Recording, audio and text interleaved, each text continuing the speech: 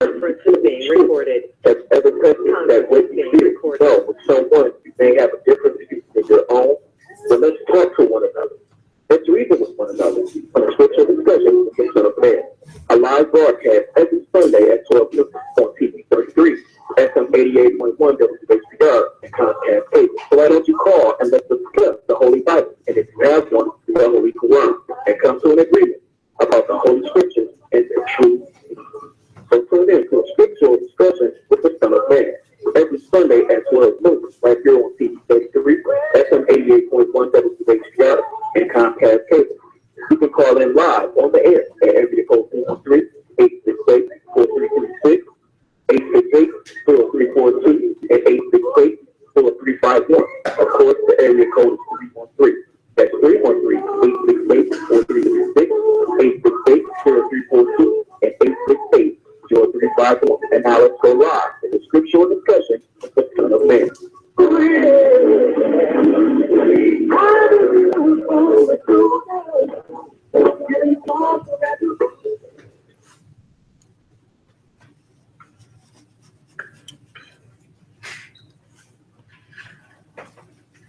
In the name of Allah, the Beneficent, the Most Merciful.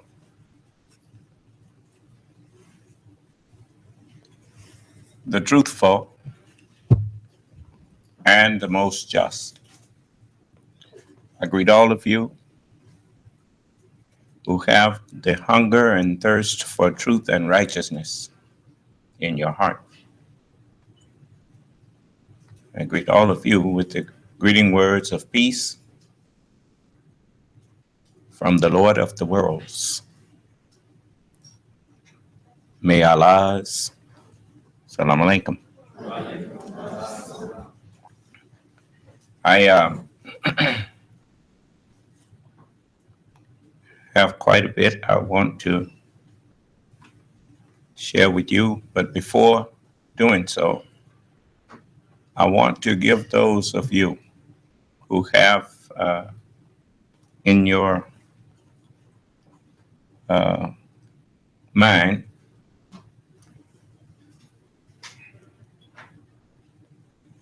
any disagreement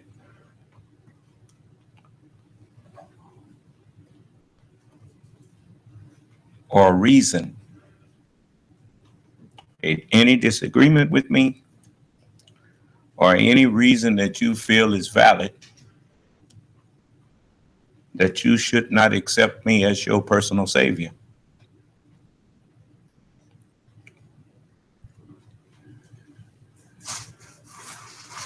The whole world now is in judgment. It's not an accident that I'm able to talk to the whole world at once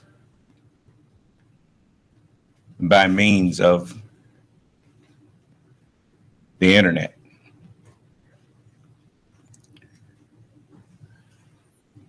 Wherever you are on this earth, you are connected to me.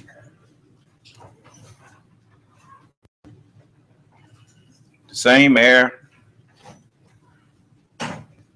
that's in my brain and being utilized is directly connected to yours.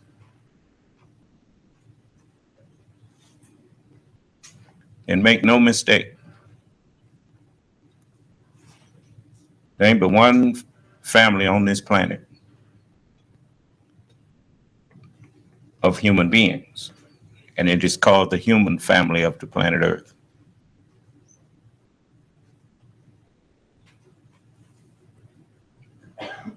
Those who secretly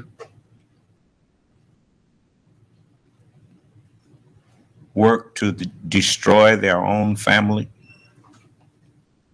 are about to be done away with. They're just in a state of confusion right now. But confusion is the first step to insanity. Actually, That's what insanity is. It is confusion, not being able to distinguish reality from fiction.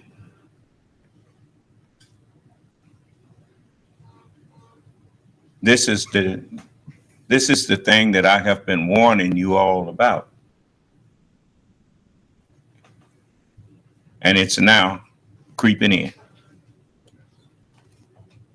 And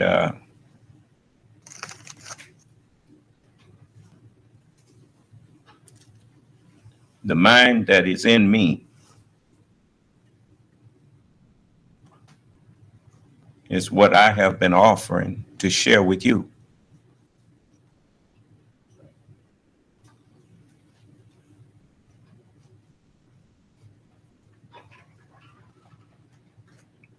That's what personal savior is. You don't get no more personal than to become one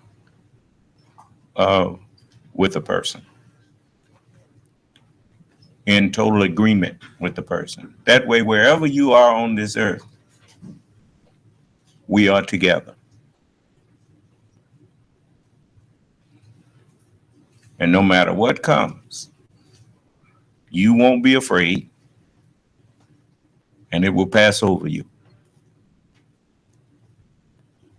So I don't want you to be afraid of the things that you are about to see come. I'm talking to those of you who believe in me. These things are coming, but it's coming to save you from what those people that you had no idea was planning against you. So when you see them destroying themselves and doing things, don't you cry over them.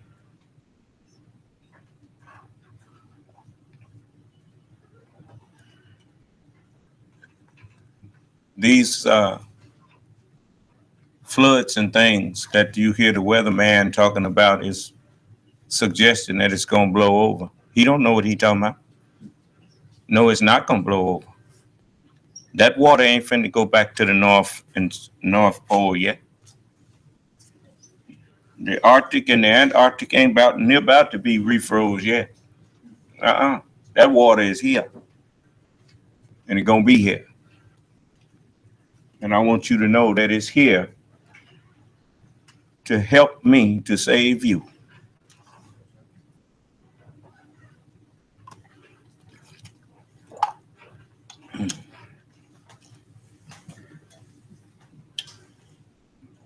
So let the wicked,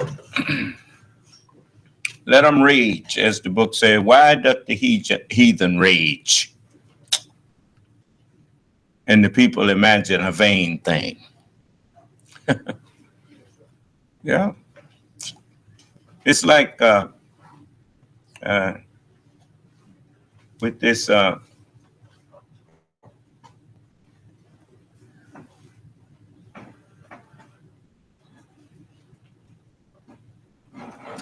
this character, Donald Trump.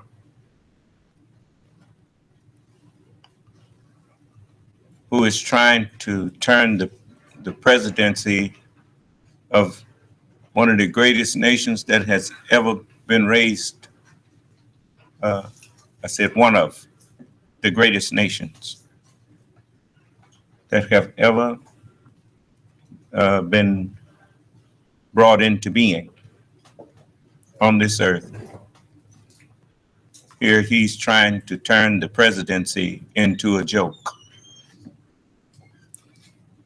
And he's now succeeding in turning himself into a joke. There's an old saying, it is better to remain silent and be thought of as a fool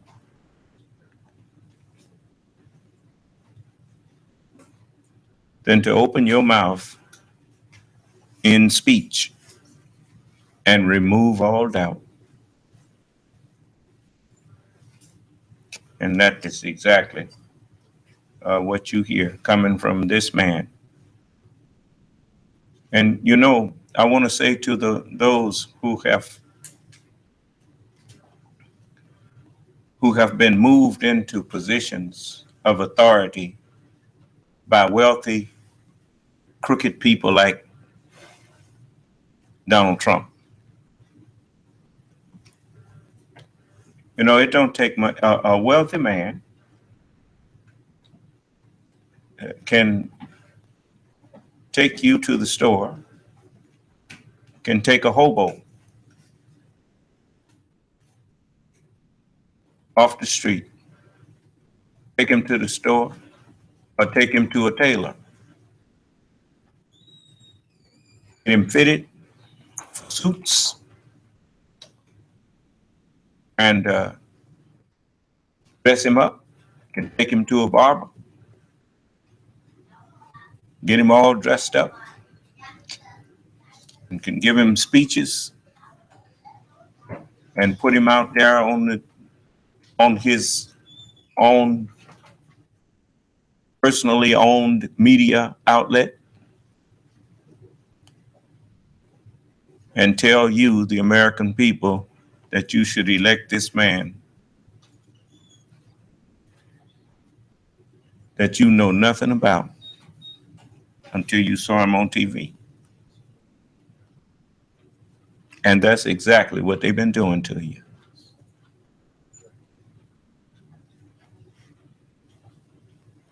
What is a sign of that?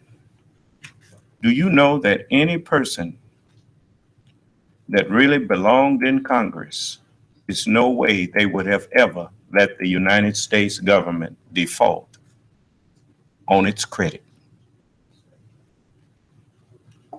Not only did they do it, they said it ain't no big thing.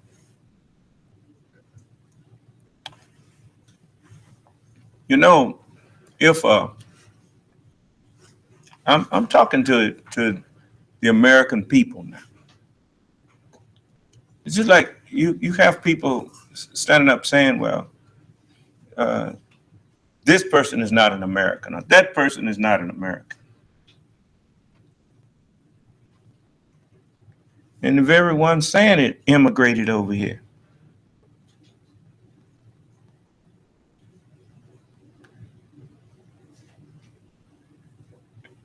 And the sad part is, you know, it's a play on words.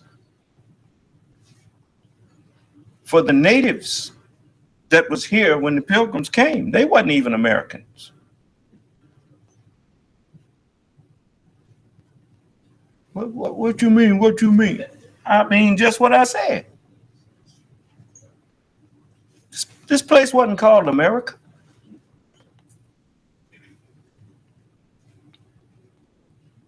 It was one of the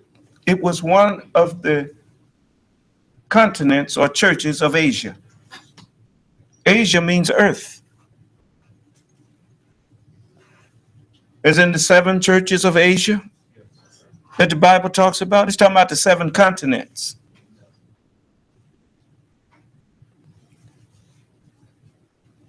Then the Spaniard who Christopher Columbus was a Spaniard, at least half, and they named this continent after a man by the name of Amerigo Vespucci, according to what they taught us in history. And it was the United States of America. It was called the United States of America by the founding fathers and the framers of the Constitution.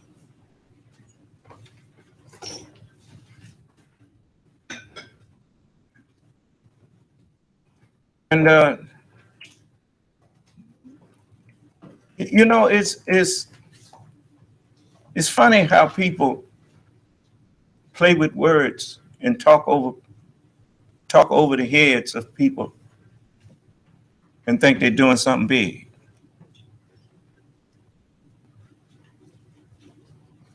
But you through talking over the heads of the people. It's time for everybody to wake up. Now, if you anytime you don't understand that, you ever seen a Chinese American or a Japanese American?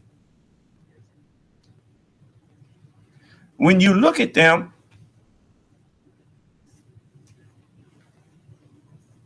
they look just like the Chinese overseas, right? And then when they talk, they don't, no accent, no Chinese accent or nothing. They sound just like any other English speaking American, right? Same with Japanese people. And same with us. You look at a black person in America that was born here, grew up here. We don't have any accent of like we're from Haiti or somewhere. It's just like a black man that's born in France. You listen to some of the black people that's on the news that's from England. They sound just like any other English speaking person that speaks the King's English. But you know, and that is the main crux. You and I are like these cups and glasses and things. Don't make no difference what color a glass is. It is of what's in it.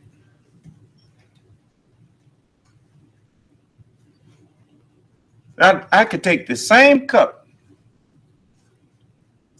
and a cup just like this one and urinate in it. And on the outside, these cups look the same.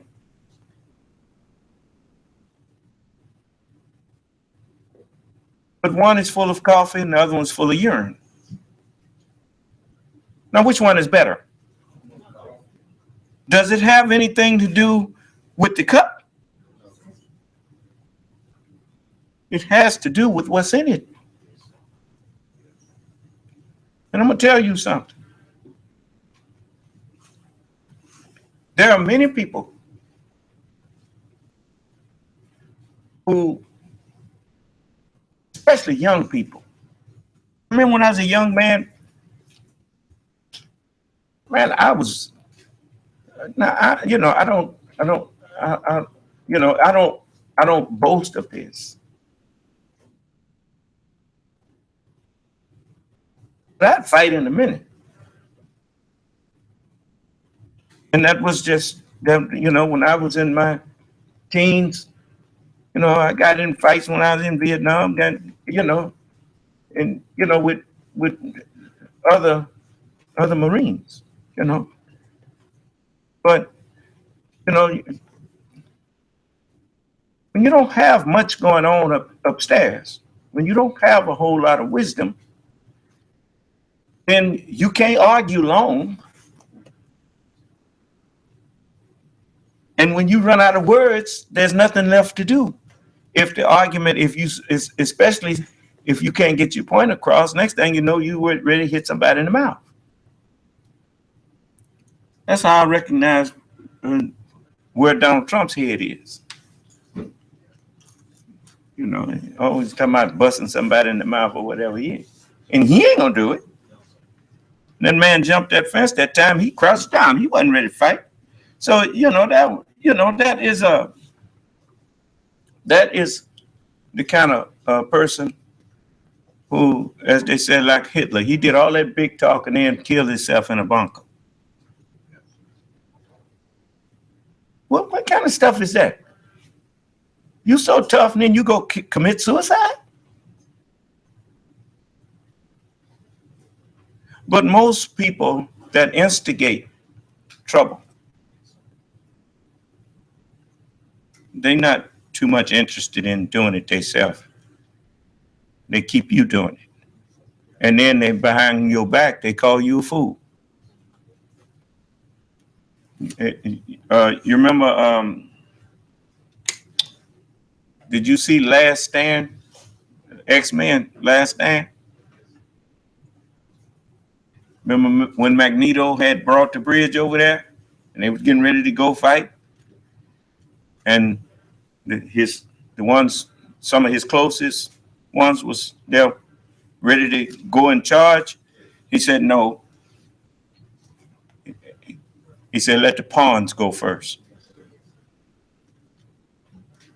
Even them that thought he was caring about them,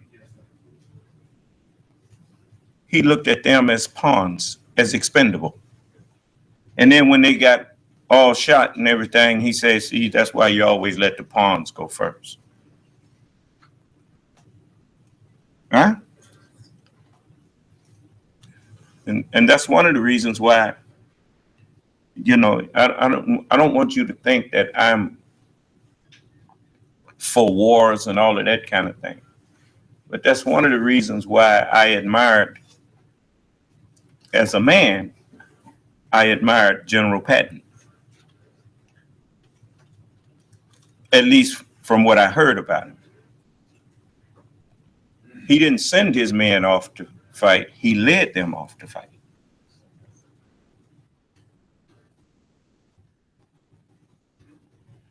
I could get behind a man like that. Because you could tell he thought it was worth doing because he was willing to lead it. But anyway, if all of us who have so much hatred in our hearts towards each other,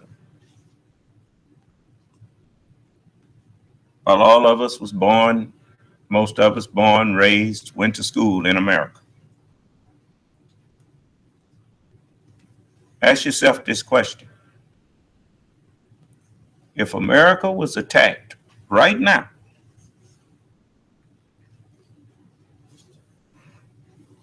do you think that that person that you hate so much would not be ready to defend this country just as much as you?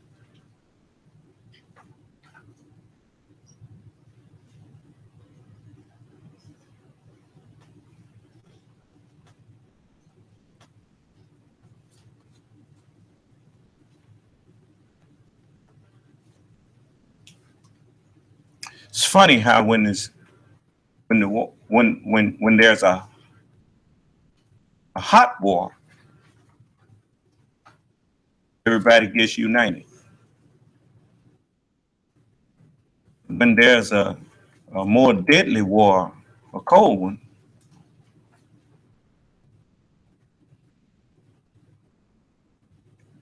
you allow people to put you against each other.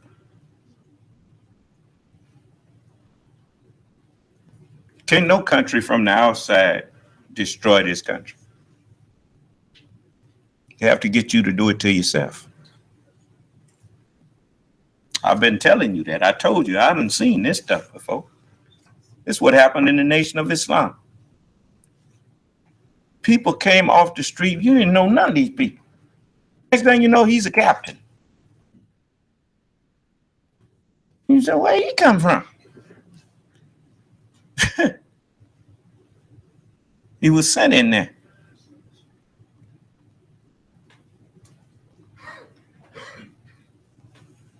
And you hear how he talking to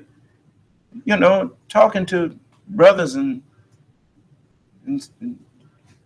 sisters like they are nothing. Step aside, brother, the captain coming to, and that kind of thing. I didn't too much know what I was looking at then, but hindsight.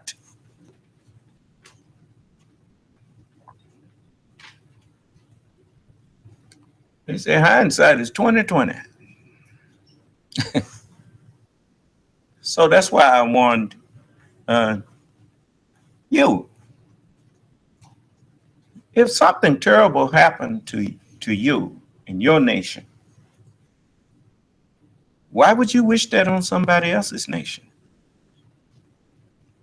If you thought it was terrible, then you wouldn't wish it on anyone.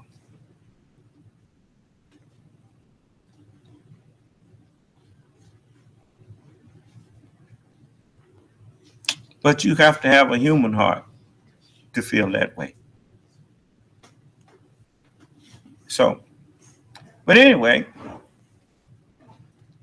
I want all of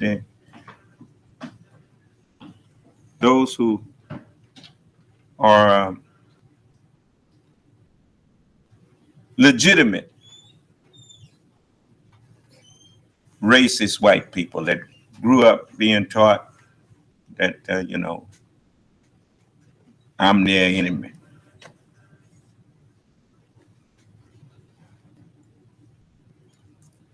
I would like one of you all to call up and let's just lay our cards on the table.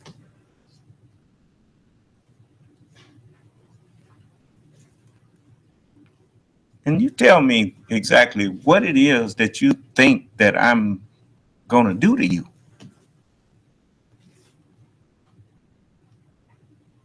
Just like Mr. What was his name? The national director, Mr. Thomas Robb. He said, why are you calling him Mr.? Because I think he rates that. He was man enough to come in and be honest with me about what it was that he was concerned about. Before it was over with, he didn't have no problem with me. Because I don't want his woman. I'm not interested in trying to move over in his community. And I'm not trying to tear his country down. I just want to do for my people what he wants to do for his. And his family is safe around me.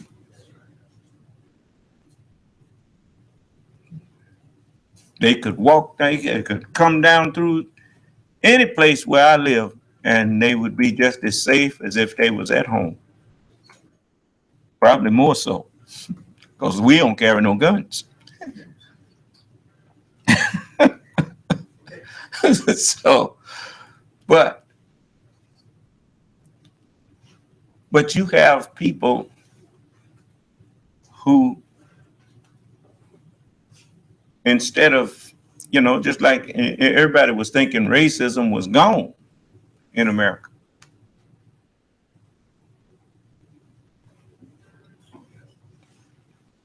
But, a child's mind, that's why education is so important. The first signs of manhood, the first signs of maturity, let me put it like that. You watch the average child. You could sit back and watch him do something, or her. You could watch them take something from another child, or watch them do something that they didn't know you saw them do. Then you ask them, why did you do that? Because he did so to me. He ain't did nothing to him. They always got some reason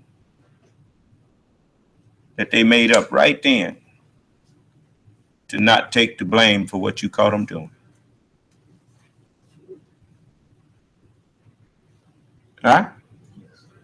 Yeah. But when you can tell when maturity starts setting in, you ask them, did you do that? Yes, sir.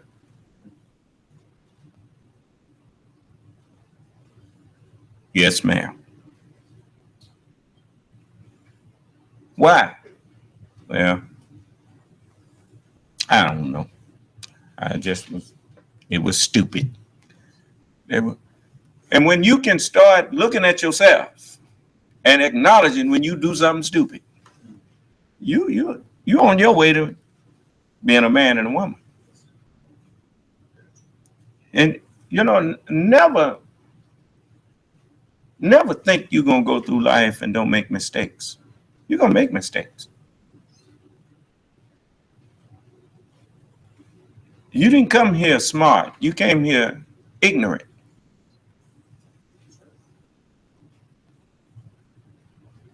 And depending on what kind of environment, what kind of people were surrounding you, you might have not only your ignorance, but somebody else's too.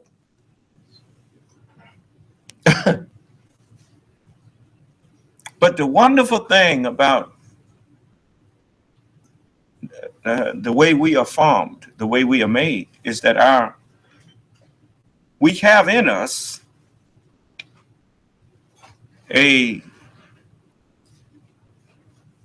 what you call a will, an innate driver. And as you come into the world, you see right and you see wrong. And depending on which one of those things attracts you the most, your will takes over. Your driver takes over. So even when someone try to get you to go in a direction other than that, you kind of resist it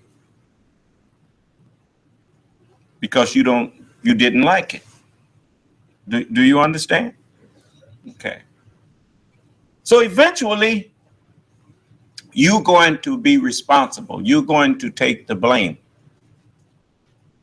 for the choice you made. Do you understand?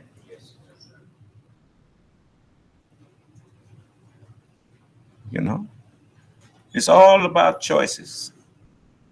That's what life is. It's all day long, whether you realize it or not, you are making choices. That's right.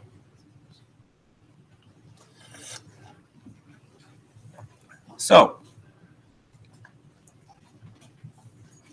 whenever making a choice, always try to get as much facts as you can so that your choice will be enlightened and not based on emotions. You understand? That's how I've been able to hold fast to the teachings. Man, I was so lonely back in 75 because all of the ministers that I looked up to, Minister Abdul Kareem, Minister Louis Farrakhan, Minister Abdul Rahman, Minister Yusuf Shah, those were the major well-known ministers of the Nation of Islam. They all got up and pledged their allegiance to W.D. Muhammad. If I had followed my heart, I would have went with them. But instead, I followed my head. And I just knew something wasn't right there. I knew that the Honorable Elijah Muhammad had told us there is no successor to a messenger of God. When they got up there and said, we know there's only one successor to the throne. I said, wait a minute. The messenger said there ain't no successors. So I just started remembering the teachings. In the absence of the teacher, in the absence of the instructor, the instructions take over. In the absence of the one that the word was with, the word is God. Do you understand? So the messenger, he gave me just enough to keep me from being deceived. And he started me on the right path. I stayed on that path. Now, I want to say that when you look at the name of this country, the very name of this country would help you to decide who you want to elect for your president.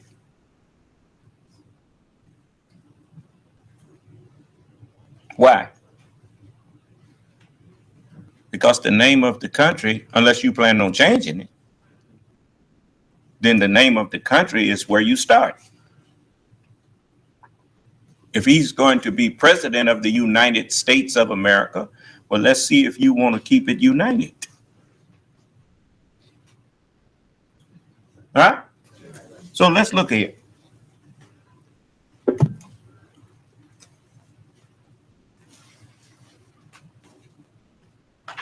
There's a hostility toward me by the judge, tremendous hostility, beyond belief. I believe he happens to be Spanish, which is fine. He's Hispanic, which is fine. And we haven't asked for recusal, which we may do. Donald Trump started his personal vendetta against the federal judge presiding over just one of his civil fraud lawsuits involving Trump University.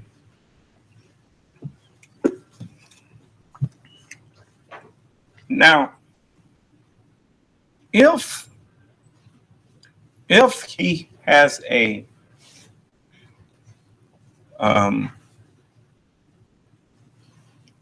charge against him, if someone has brought a charge against him for fraud in his Trump University,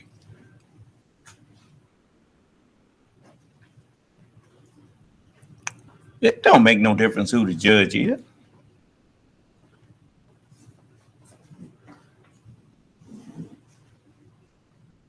Let them people present their evidence and you show that you did not defraud anybody. What you worrying about with the judge? If the judge say open the files, if you ain't got nothing to hide in there, what's the problem with opening the files? All he gonna find is you didn't do nothing wrong. Case closed.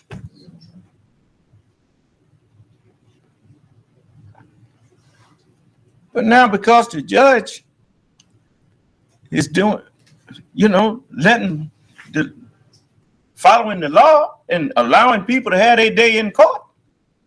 Because if they brought them things fraudulently against him, they can be everything that he spent can be leveled against them. They have to pay the court costs and all that. He can make them pay the court costs for bringing a false thing in there. Unless it's something I'm missing. So, but why attack the judge? Because there's an election going on and need to get that out the way because it's muddy in the waters, right? Well, what's the quickest way to get it out the way? Show that you did not defraud nobody. Then it makes you look even better. But attacking the federal judge because you think he's a Mexican? What that got to do with anything?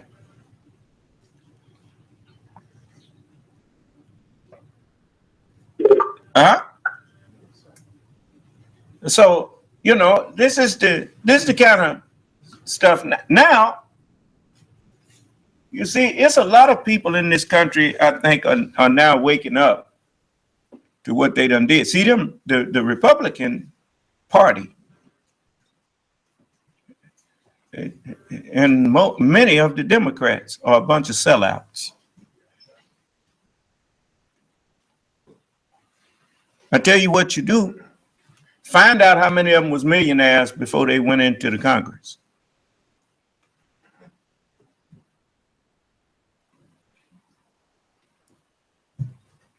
And then see how many are millionaires after being in there. And every one of them that wasn't one before he went in there, kick him out. Just tell him to step down. You keep your little money, you get out of here. don't we do an investigation and find out where you got this so much money from a job that only pay $190,000 a year? Huh?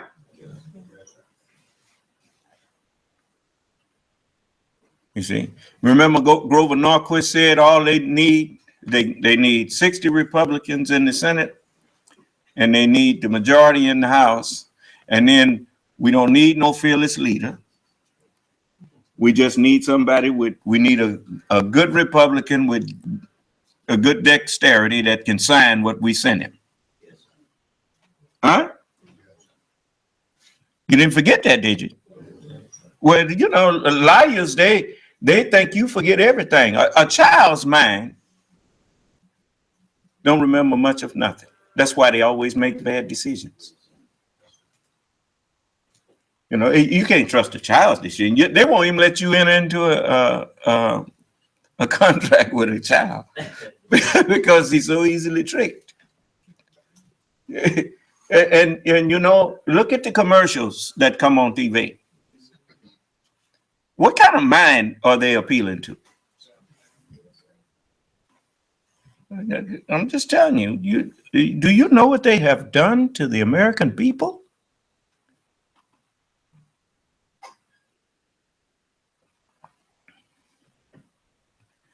I don't know if it's really a Chinese proverb, but I was told there's an old Chinese proverb that if you put a frog in hot water, he will leap out. If you put him in cold water and gradually turn up the heat, he'll cook to death because he don't know when to leap out.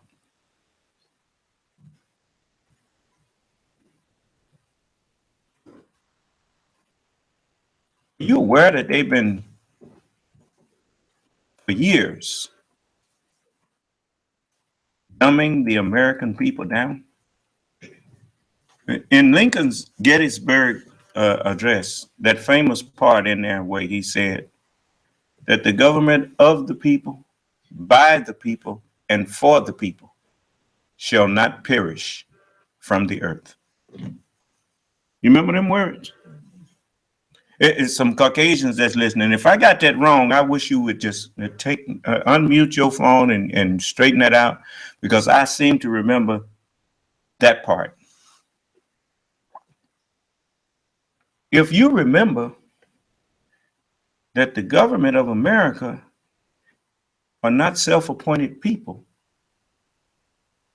they came from you. It's a government of the people, by the people, and for the people. Then when did your government become your enemy? When they told you on television? Well, that's what they've been pushing on all of these so-called conservative. You know, there's an old song, Yankee Doodle went to town, riding on a pony, stuck a feather in his hat, but he called it something else. No, that ain't how it went up. But that's exactly what it was. He called it something else. He called it macaroni. They've been trying to get you to destroy your own government by calling themselves conservatives, when what they really were infiltrators who hijacked and pretended to believe in slow to change government that, you know, if it ain't broke, don't mess with it. And don't, you know, that's a good value. You know, when you have conservative on the right and liberal on the left, then the idea was, okay, the liberal is ready to make some changes. The conservative say, slow down, man. Now we gonna change if necessary.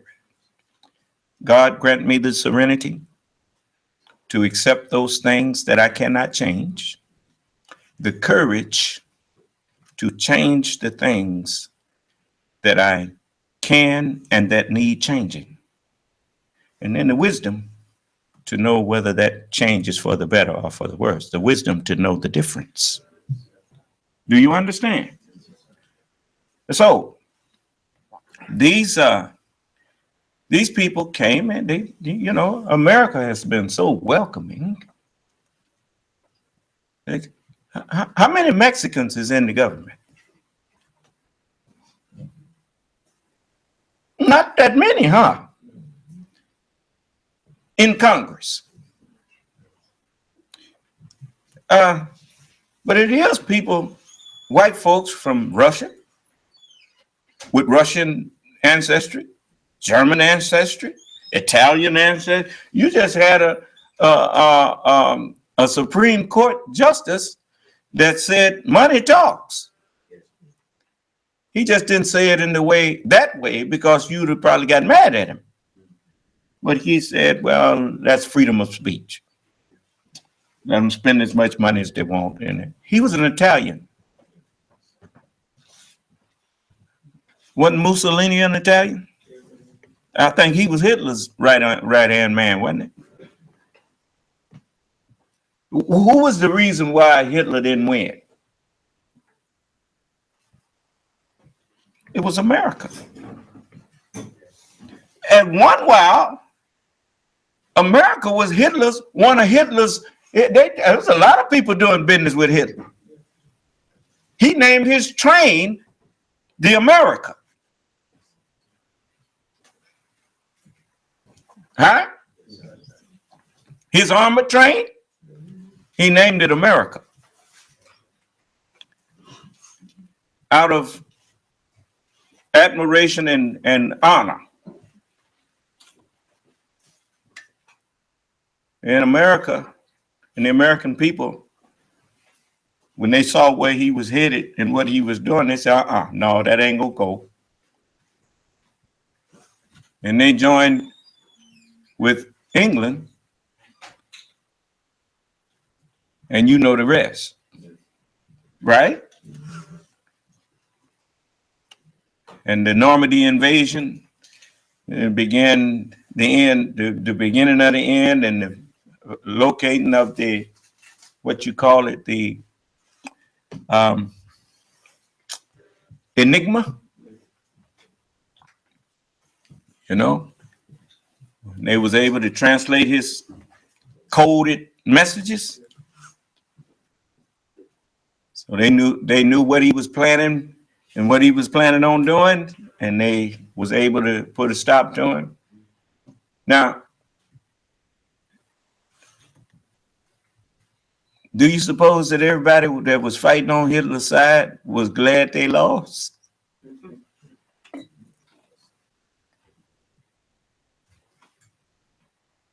And then you invite them to come in. Them ain't Mexicans and people. They people look like you, white folks. If you recall, Hitler looked like you. He didn't look like me.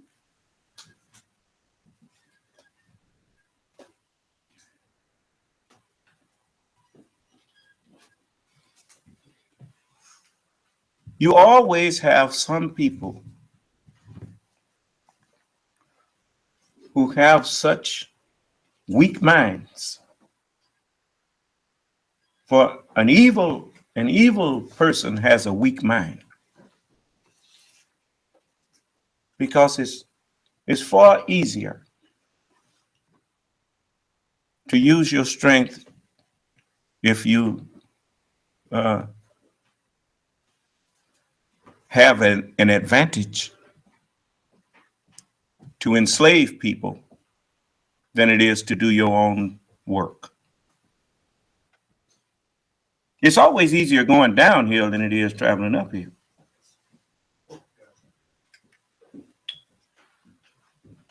Don't get in the habit of always looking for somebody to work for you.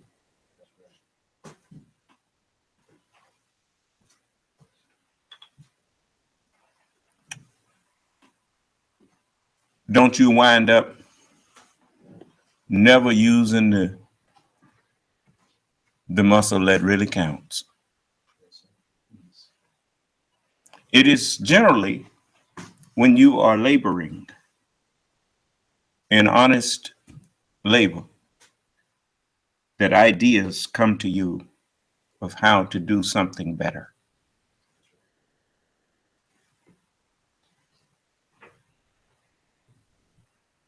That's why when you notice many of you that have worked in corporate America or worked for a corporation or something, and you were one of their engineers or whatnot, they make you sign an agreement that whatever you come up with for the next 5 years belong to them. Oh, he know how it go now.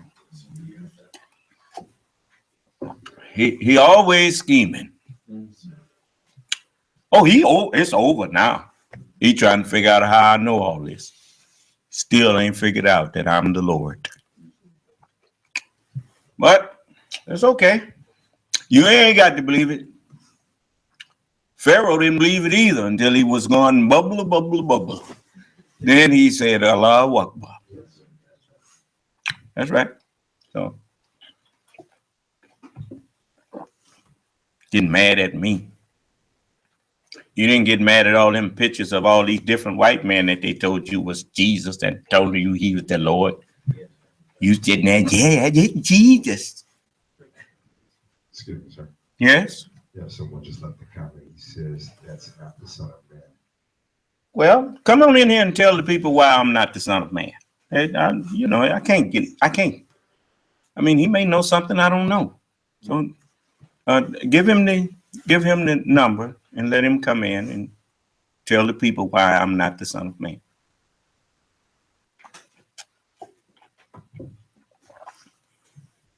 Because if he can show me that I'm not that, then I owe y'all an apology. And I owe him $20,000. I won't owe him for long, though, because I'll give him a check tonight. That's the kind of person I'm looking for, someone who can show me that I'm wrong. So come on in and show me that I'm not who I claim to be. What's his name? Dawid Nefesh Hasidek. And if we didn't pronounce it right, you come in and pronounce your name properly for us. We don't want to mispronounce your name on purpose. And it's not on purpose. Dawid Nefesh Hasidek. Okay. Come on in, Brother Dawid, and tell the people why, I'm not the Son of Man.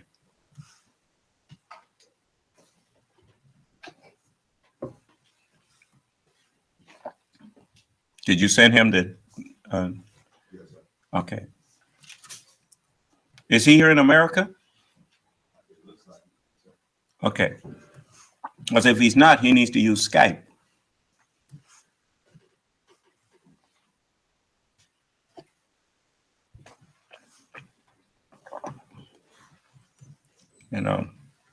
One thing I know I'm not is Donnie.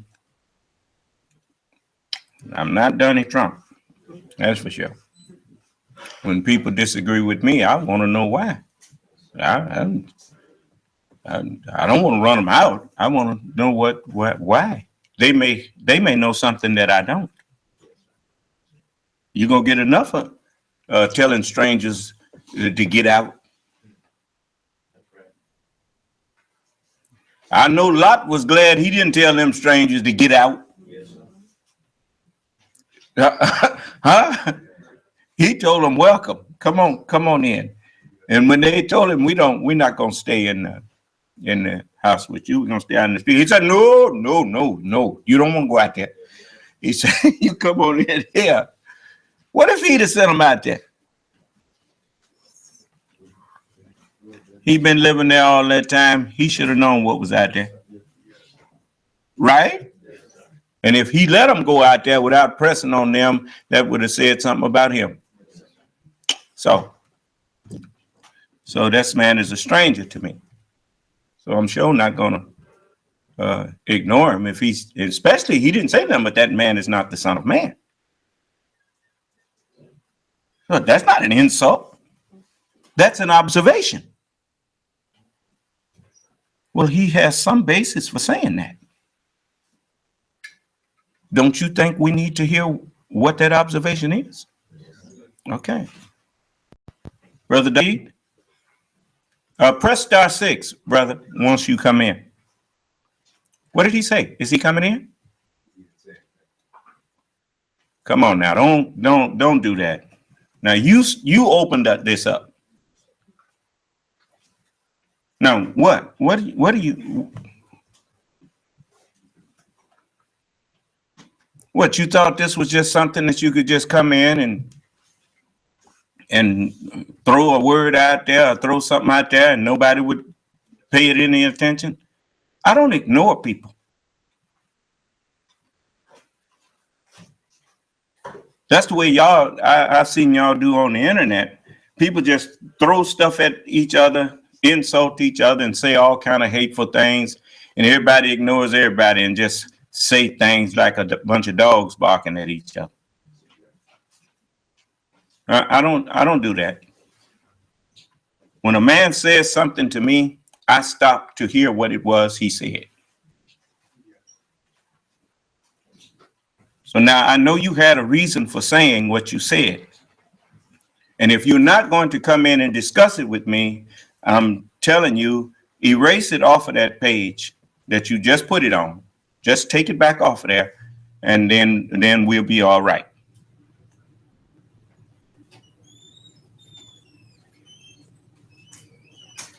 But if you're going to charge me with lying, I told the people I'm the Son of Man, and you say I'm not. Well, you were saying that I'm lying. Or that's at worst. At best, you're saying that I'm mistaken. Now, I've asked you to come in and show me where I'm making a mistake.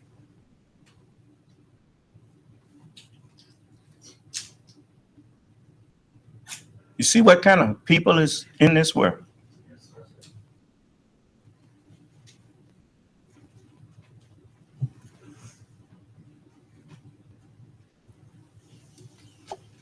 Let me tell you something. The Holy Quran says this about the wicked. Now, what did Allah say that you're supposed to do when his messages are being recited? It says, remain silent and listen to its recitation. Now, I'm standing up here teaching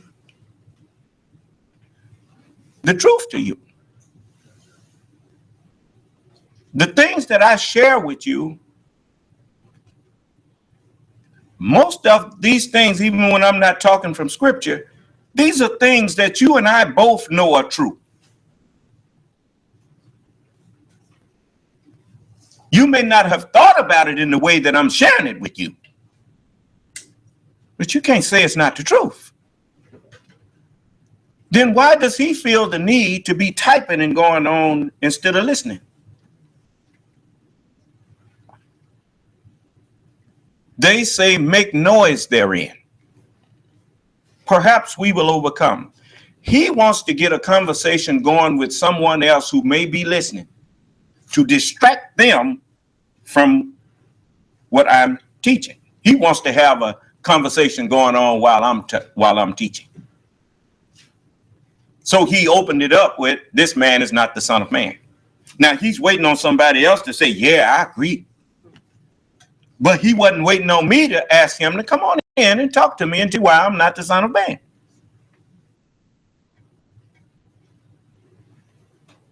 You know, they have a song about me.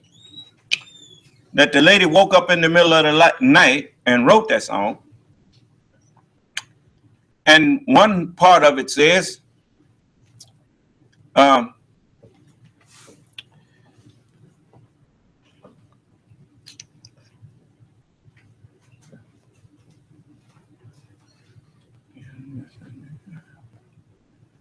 he has sounded off the trumpet that shall never call retreat.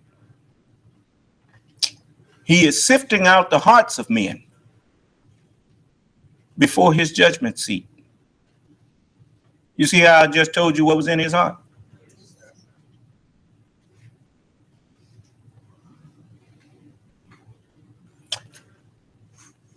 That's another reason I'm called the Son of Man. It's because you see the visible spectrum of the light of the sun, but the sun, some of the sun's light pass right through you. X-rays and gamma rays, they're in the sunlight.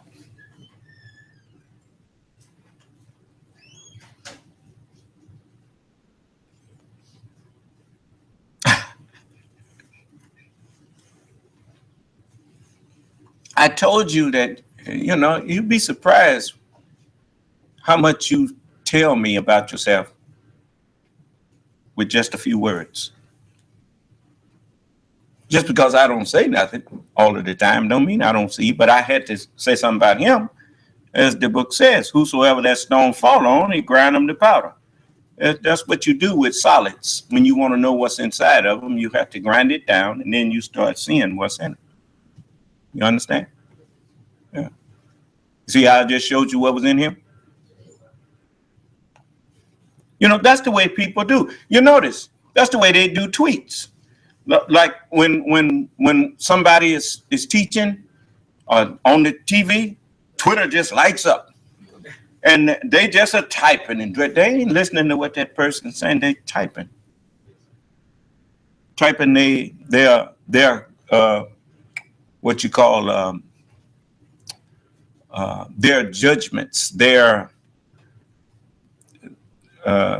critiques. How you gonna critique somebody and you're not listening to what they're saying?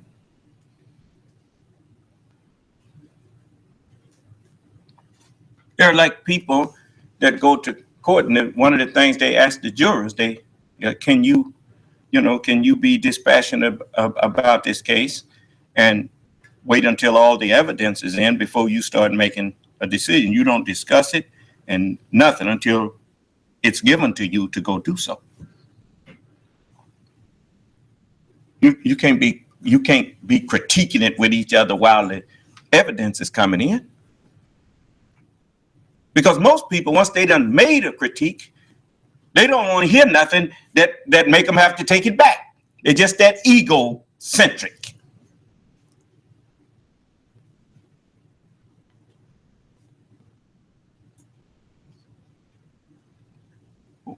Where's David? Yeah, right. Now don't you type nothing else to me if you don't want to come in and discuss it with me. You keep your typing to yourself. I didn't ask you for no critiques. So you keep that to yourself. Anything you write about me, then be ready. If I want you to come and discuss it with me, you be ready to come in here and discuss it with me. Otherwise, keep your thoughts to yourself.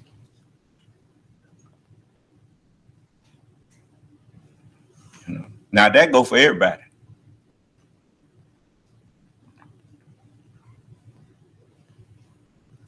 And I'm not going to ask you no more.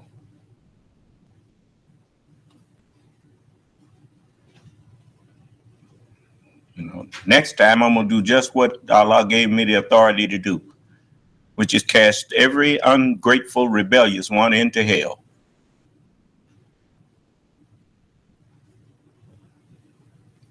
So I'm going to let you see this again from what the news had on today with Donald Trump.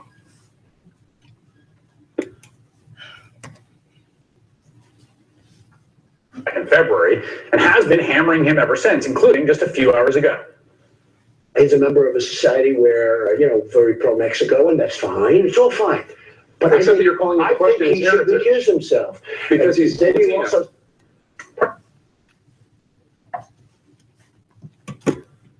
What did he mean when he say that man is suggesting that the judge is the member of a society that is very pro-Mexico? Mexico is one of the trading allies of America. What is he trying to suggest that Mexico is to America? Do you know how many Mexican Americans are in the military? My gunnery sergeant, my boot camp gunnery sergeant was a Mexican American in the Marine Corps. What is he talking about? The man done lost it, man. And do you know he thinks he's being intelligent? Yes, he does. Aren't you curious as to why I talk about him and it's all on the internet and he ain't tweeted nothing at all about what I said?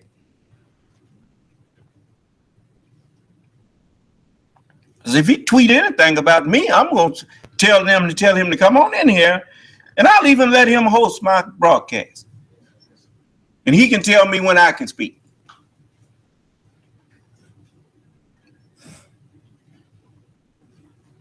You hold me to it.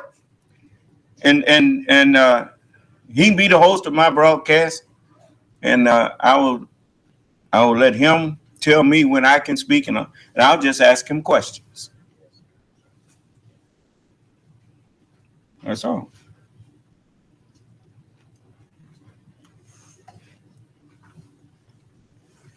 So, but anyway, let's listen to him some more.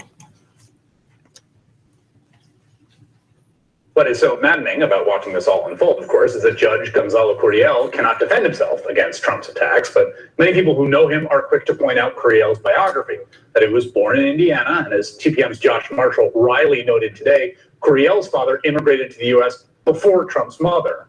Not, of course, that matters. But the brother of the judge told our sister network, Telemundo, in an interview today that when Judge Curiel was a federal prosecutor, he had to move and go into hiding under government protection after he received assassination threats from a Mexican drug cartel that he had been prosecuting. Luckily for him, he wasn't in a relationship. He wasn't married then, as he is now. He's happily married now with a young daughter. But we were still very, very concerned, very worried about him at the time that we heard about the death threats. He's happily married now with a young daughter, a fact that has not stopped the Republican Party's presumptive nominee from tweeting out the city that the judge lives in, just to let his millions of followers know. Joining me now, Greg Vega, former U.S. attorney for the Southern District of California, a close friend of Judge Curiel, who has known him since the 9th grade. Mr. Vega, your reaction to watching all this unfold? It's silly. Here you have a federal judge that was a career federal prosecutor prosecuting some of the most notorious drug cartels, and then to have name calling. It's just silly. I mean, here we are in 2016. I thought name calling was way behind us, but apparently not. You yourself have practiced in the federal courts, and just independent of your relationship with Judge Curiel, have you ever seen anything quite like this? Just in terms of a litigant in an active litigation spending so much time publicly trashing the judge overseeing their case? In all the years that I've practiced law in federal courts, I have not seen this. Is there any way for, is there any recourse that the judge has? I mean, do you think he's essentially trying to get him to recuse himself by insulting him enough? the thing is if the judge did come out publicly arguing with him, then he should recuse himself.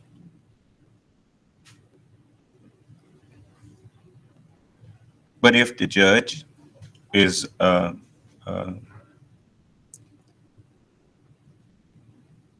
lawful and just judge, then Donald Trump's freedom of speech is Donald Trump's freedom of speech.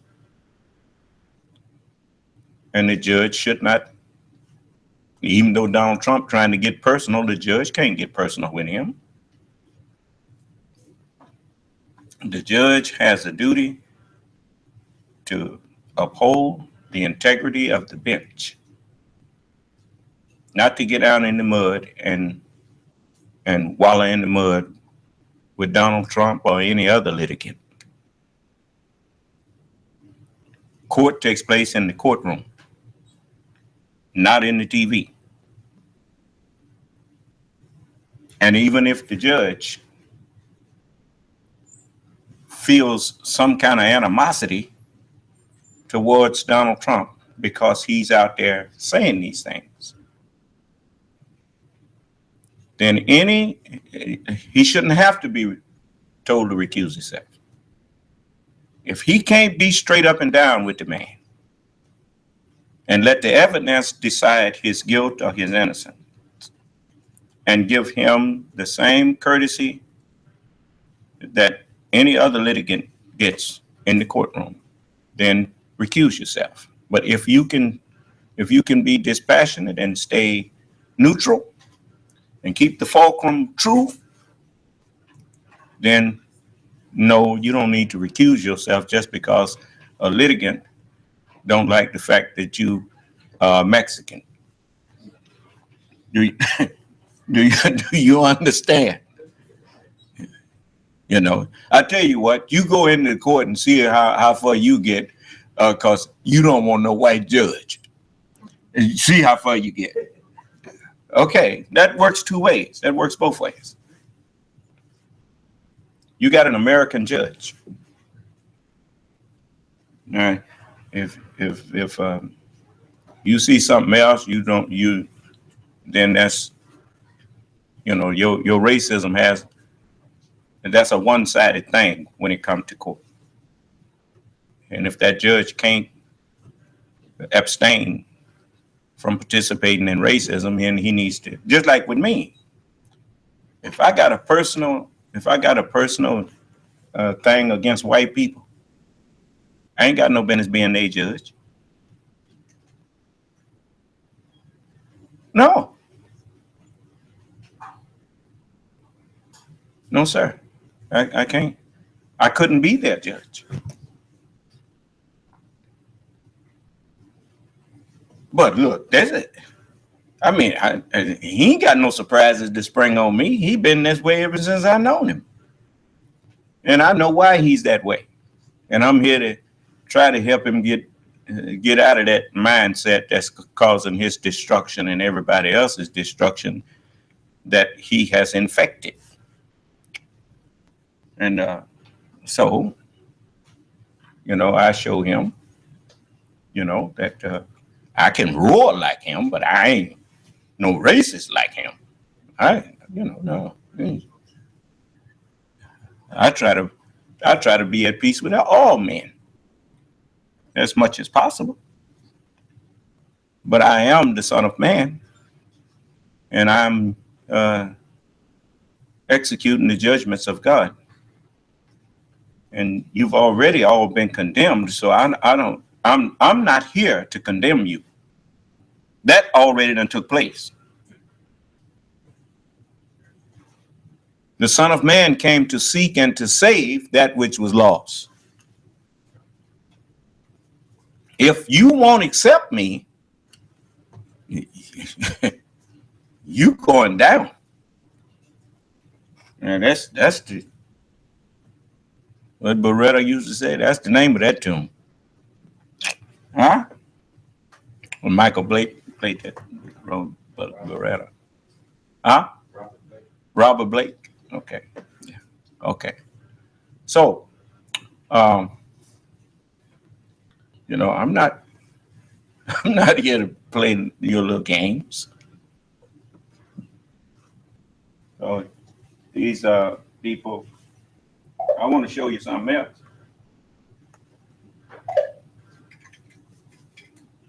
It's all kind of things going on. Let's see. I think I don't. Y'all give me a minute. I think this is it here.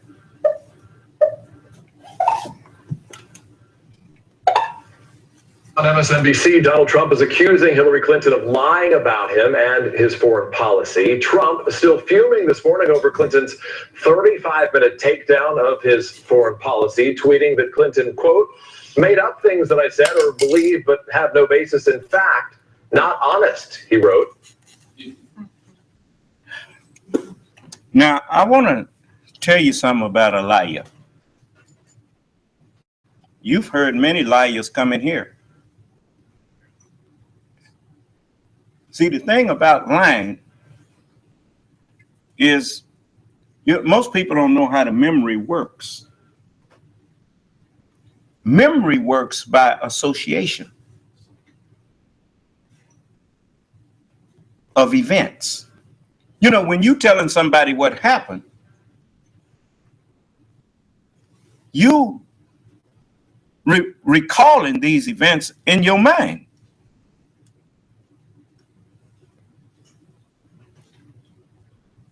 And the words that's coming out of your mouth, you are like replaying a movie. Do you understand? If these things that you saying didn't happen, you writing a script.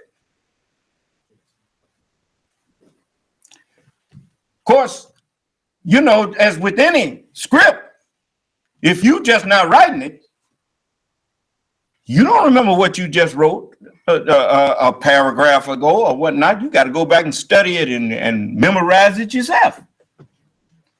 Do you understand? So I could tell you how to. We taught them how to lie. I could tell you how to be a good liar. I should say, ain't no such thing as a good liar, but I could tell you how to lie. And, you know, but you're going to get caught in it by someone who knows how to discern truth from lies. You know, no matter how much you mix truth with a lie, the minute that if a person is really listening for truth, when you add a lie to it, it's going to stand out. It's just like you couldn't catch it. The average person won't catch it. But someone who is just like with the scripture, where they said that Jesus said, Father, forgive them, for they know not what they do. Now, you never would have caught that. But see, I don't just know that scripture, I know other scriptures. And they're all in my head. And if Jesus was praying to the Father to forgive these people, for they know not what they do, and them people was trying to kill him, he had already said also, he said, Father, I pray not for the world. Well, if he prayed not for the world, he sure didn't ask the Father to forgive them wicked people for trying to kill him. Well, then what did he say? He said, Father, forgive them not, for they know what they do. You don't get no scholars to come in here and argue with me. Do you understand? That's why the world hates me. Because you understand something. I don't hope the world is destroyed. I am the end of this world.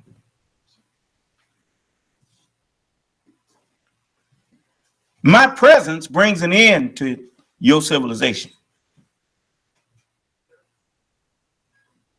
Whenever my presence to this world is like the first internal combustion engine to the world of wagons.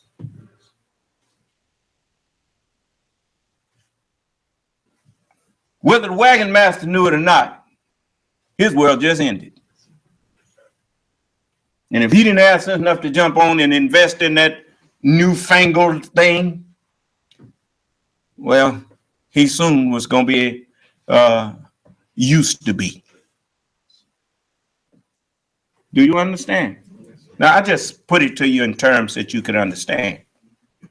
Anytime a man that an ex-slave, the offspring of sharecroppers, that's what I am. My daddy and mother were sharecroppers in Leland, Mississippi when I was born.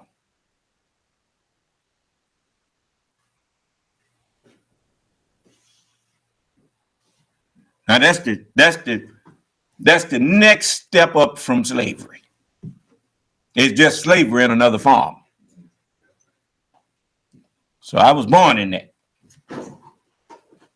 And now I'm standing up in front of the whole world, not for 15 minutes, not for an hour, not for 2 hours, but for as many hours as I feel like standing up in front of them talking, and can't none of them come in here and show me nothing that I'm teaching wrong. Don't you know your world is at an end? Allah told me, he said, greater is he that's in you than he that's in the world. Worlds don't come to an end by physical destruction, because things that are physically destroyed can be rebuilt by the mind that put them there in the first place. But when a mind comes that can confront the mind that is currently prevalent and tell him to sit down and shut up, that world is at its end. Now, I know you would like to come in here and give me what for, but you can't do it. You want to, but you don't have no knowledge to argue with me.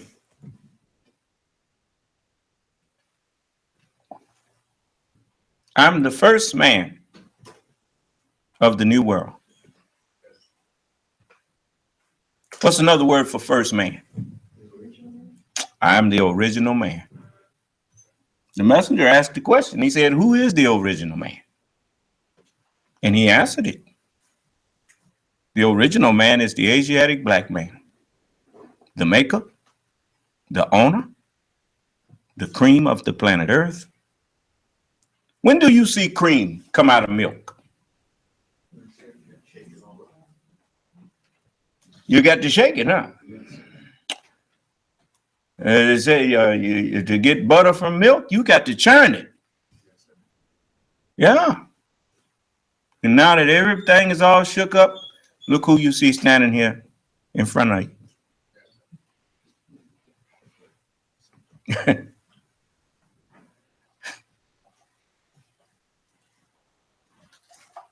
I'm the eye in the center of the storm of the end of the world.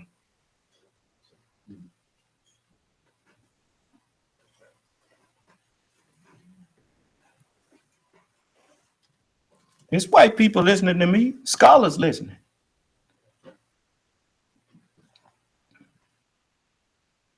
Why don't some of them say something? Why don't some of them come in here with their wisdom and share with me? Question me. You know, when a person, let me tell you something about a wise person as opposed to dealing with a foolish person. A wise person does not have to call a foolish person a fool.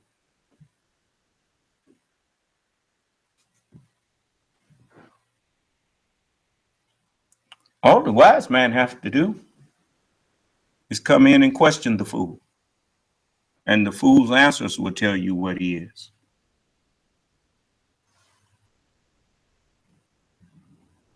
You hear what I said?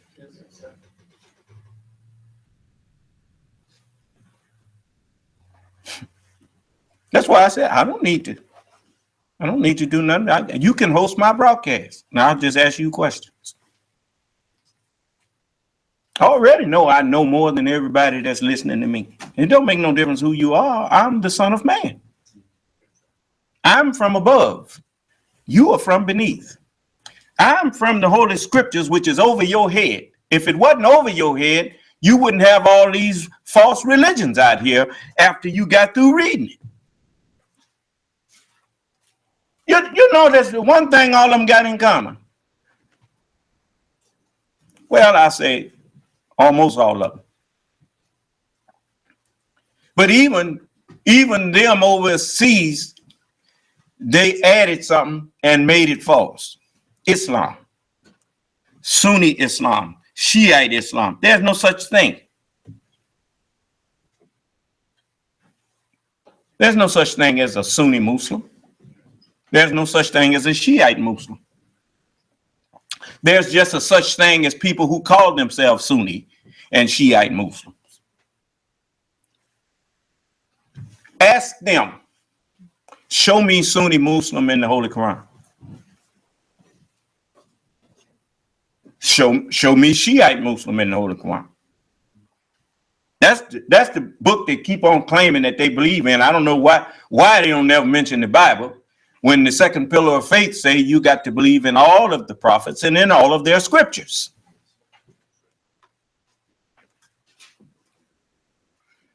But you see, you have people that have did with religion what's now being done with politics. He calls himself a conservative, but he's not. He calls himself a liberal, but he's not. But in order to get in there and make mischief, he got to call himself those things. Do you understand? In order to get into the religion and mislead people, they have to call themselves Muslims. And then when they get in, they start misleading you. They make you deviate, cause you to deviate by saying, now look, we are going to distinguish ourselves from these over here. We are Sunni because we follow the ways of the Prophet Muhammad. We follow the Sunnah of the Prophet. The Prophet in his hadith said that Allah can abrogate what I say. Allah can do away with anything I say, but I can't do away with anything he says. The Holy Quran is not the way of Prophet Muhammad or Jesus or any of them. It's the way of Allah that he shared with them. Do you understand? Jesus said, my doctrine is not mine, but his that sent me.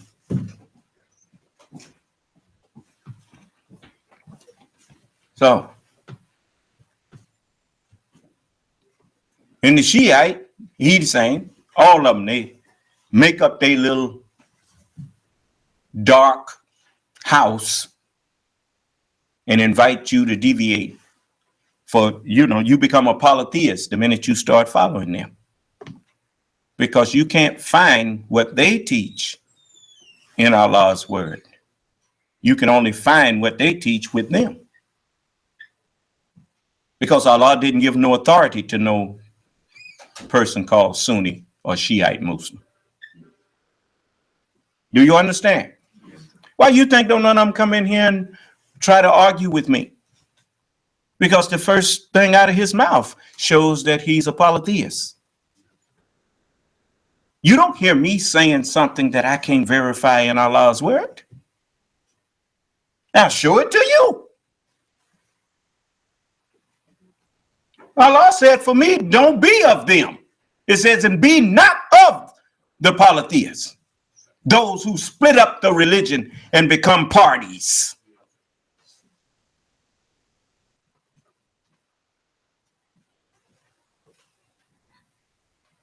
Tell him to tell me that ain't in there. Then if man come here and tell me he's a Baptist, my first question is, what you do, baptize people or what, for a living or what? Well, Jesus was that, no, Jesus didn't call himself no Baptist. I know they called John the Baptist, but that didn't mean he was of no Baptist faith. He was out there in the River Jordan baptizing people. That's what.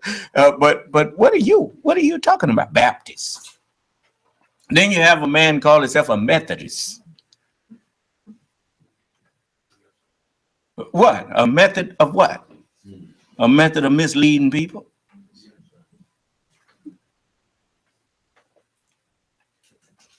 Then he say, I'm an Episcopalian.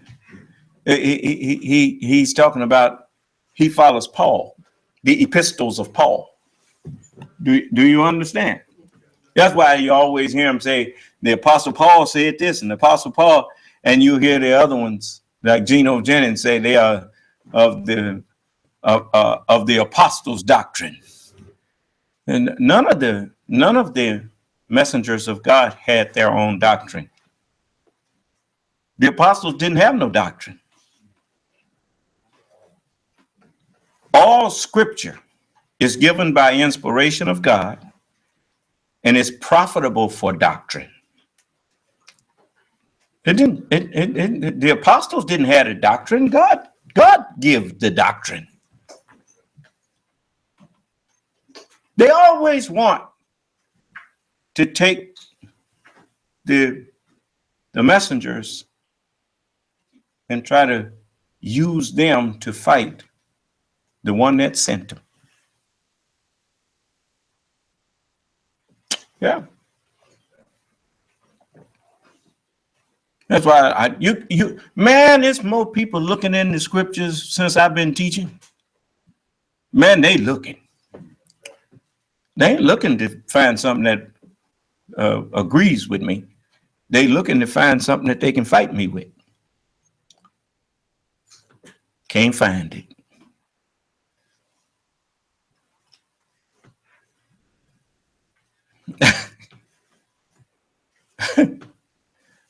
They don't realize that what they looking at, that is me. I'm not talking about this flesh.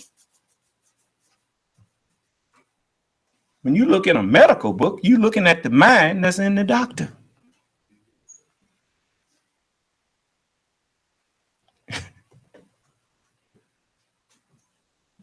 When you look at the scriptures, you are looking at the Son of Man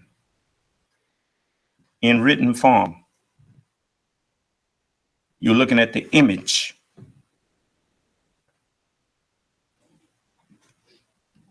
of the Son of Man. You see, I am the word in flesh. This is the word in print. Are we clear? You see, you ain't hear nobody come in here and he thought he could just put something out. I told you, he just wanted to have a sidebar with somebody else. I guess he thought, other people that's viewing was going to join in with him. The people that's listening to me, they are not fools. The people who listen to me,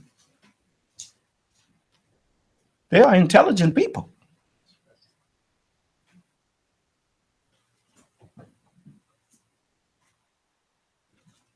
I don't have any fools following me,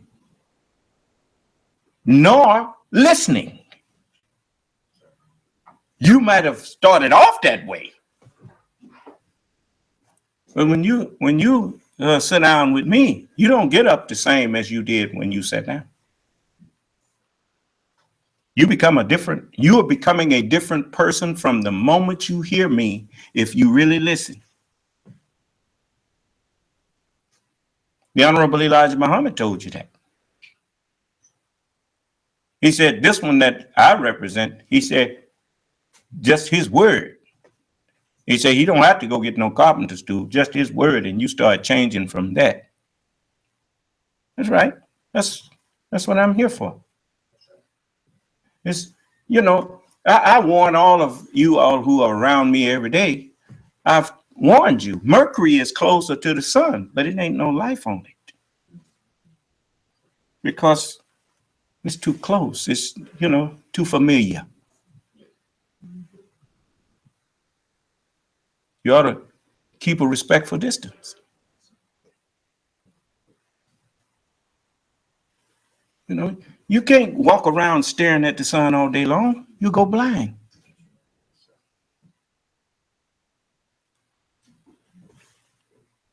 Stare at what the sun's showing you. Then you will always remember that that's the greatest light. Because the sun is showing you things that, look outside now, what you see. That's what you saw before the sunrise. That's what you saw before I taught you. Nothing. You was a tool and a slave for the corrupt mind that we put in white people. The corrupt mind, I should say the corruptible mind that has now been corrupted. See, without righteousness, you go for anything. What is righteousness? It's resistance. Resistance to what? To the desires of the flesh. Resistance to the things that tempt you, that test you. It's easy to fall in love with the gift more than you care about the giver. Children do that all the time. You give them something, their eyes light up and they so happy, and you take it from them and they walking around mad at you until you make them sick. They forgot who gave who what. Right? Yeah. And that's the way this world is.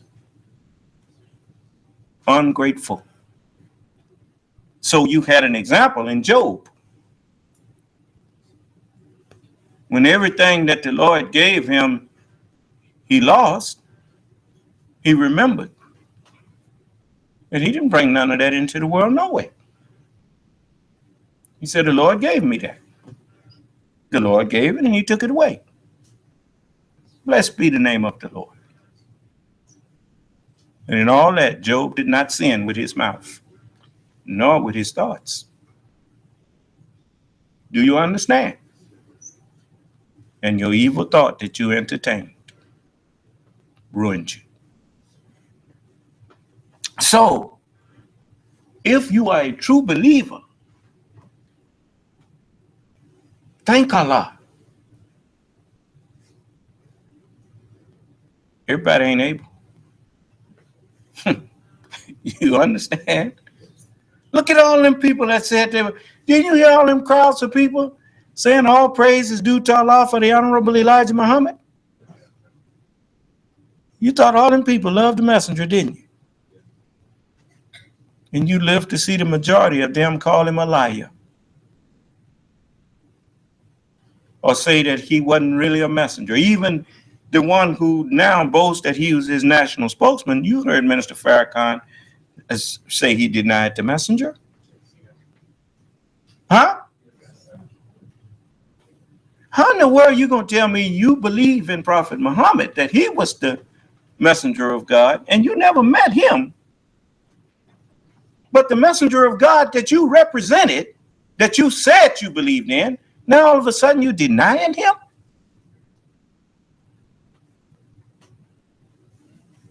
That's why they don't want to talk to me. What you think? Allah, you can just say you believe in Allah today and disbelieve in him tomorrow. And then when you see you ain't getting nowhere with your disbelief, and you see some chastisement come to you, then you want to jump back and say, "Oh, I believe again." But you think Allah is that cheap? It don't work like that.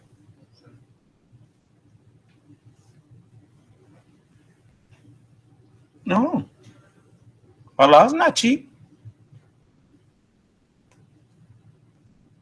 It's just like people.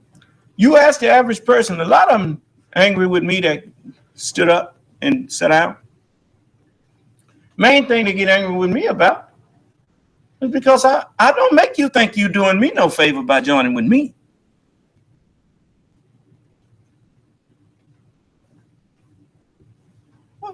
I'm your savior. You ain't mine. What you walking around here acting like you doing me a favor? What's the first thing that the book say the Lord hate? You get that proud look off your face. Because you sure didn't come and get me out the mud.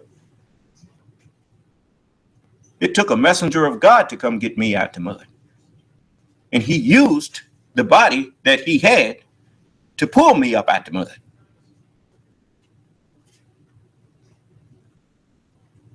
I understand that when I reach down and grab somebody, and you understand it too. You don't think they hand. You thankful for their hand. You shake that hand gently and warmly so that the head will feel the gratitude. But you say to the head, "Thank you so much." Yeah, that's right.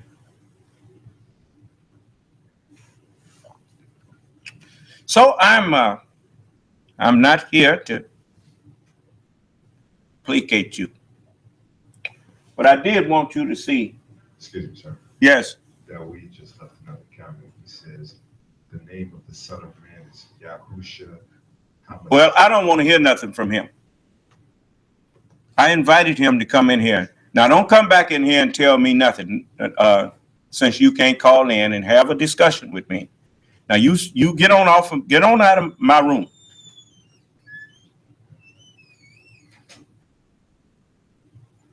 No, I don't talk to cowards. I'm not hiding somewhere talking at you. I invited you to come in here and have a conversation with me. Don't write me no note.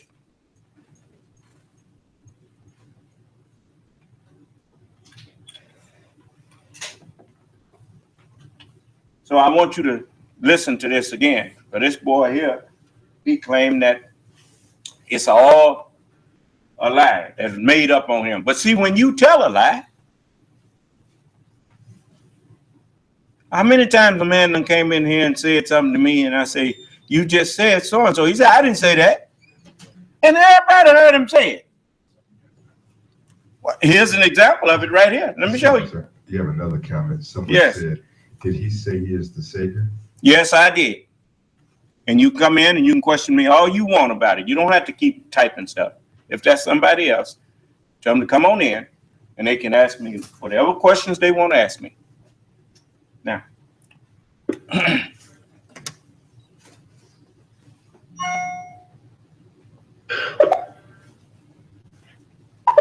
about him and his foreign policy. Trump still fuming this morning over Clinton's 35-minute takedown of his foreign policy, tweeting that Clinton, quote, "made up things that I said or believe but have no basis in fact.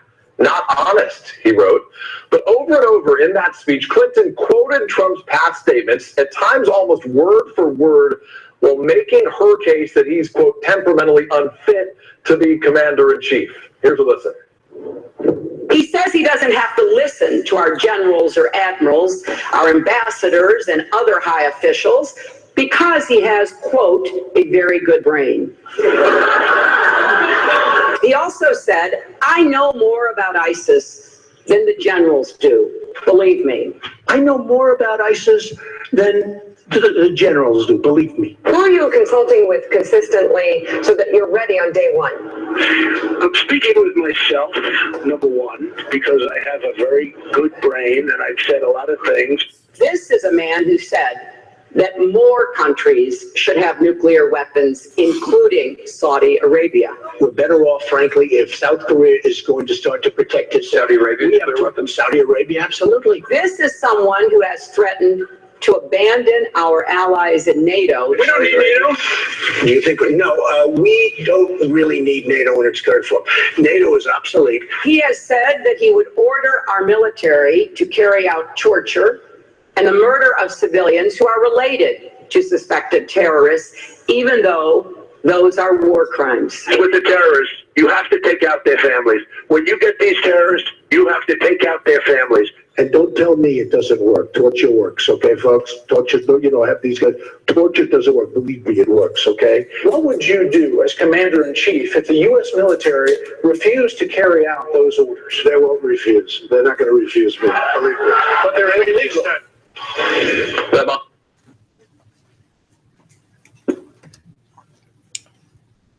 I mean, he said all these things, and then he said he didn't say them. Well, that's the difference in someone who wants to sound tough and someone who truly is tough. Because a person who truly is tough, they don't feel the need to have to prove it to you. You find out later. And you find out. But anyway, and he sure does not advocate human beings annihilating themselves. Anyone that thinks that they can have nuclear war on the planet is a fool. You hear what I said? Yes. You're a fool.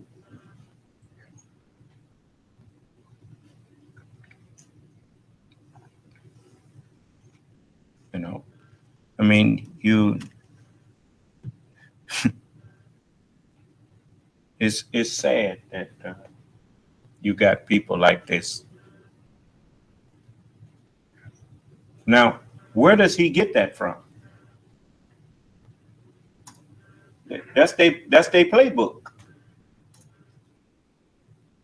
That's been the playbook of those who caused his rise in the first place. Let me show you. Let's see here.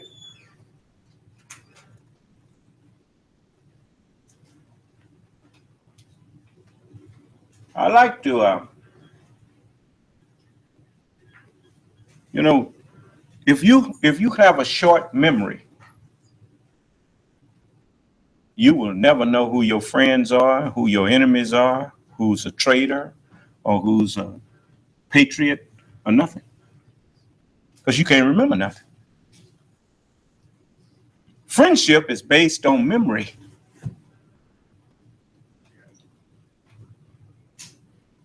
If you take someone for an enemy, you have to remember why they are an enemy. What is it?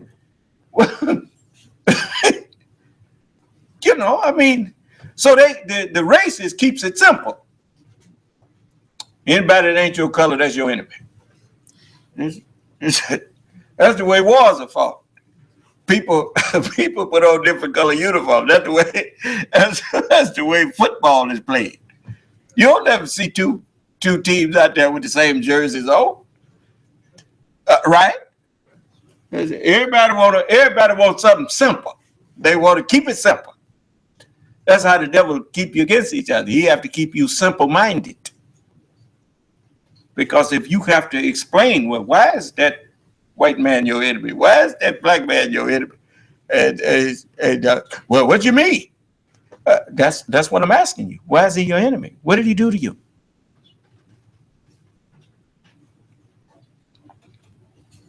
You see?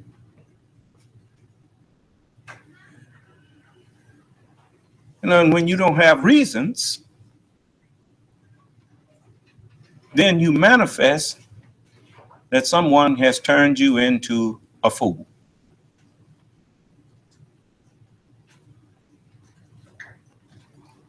You can't, on the one hand, claim, look at all these people who claim to be, what they call them, evangelicals. Stuck a feather in his cap and called it what? Called it something else, huh? And from the looks of it, evangelicals is just a new name for racists.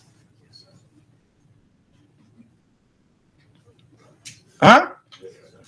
Why?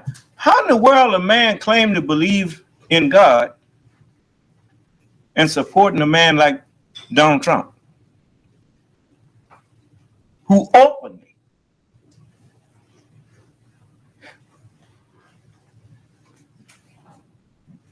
shares his racist beliefs and his bigoted attitudes? How in the world any white man in America talking about he don't know nothing about the Klan? You need to finish that sentence. Don't know nothing about the Klan that I don't like. That's what he means. Right. I'll get a Klan this. At least they don't call themselves the Christian Knights no more. At least not publicly. You know. But, I mean, now you heard Donald Trump. Let me back this up and let you get it. Again. Tosh first.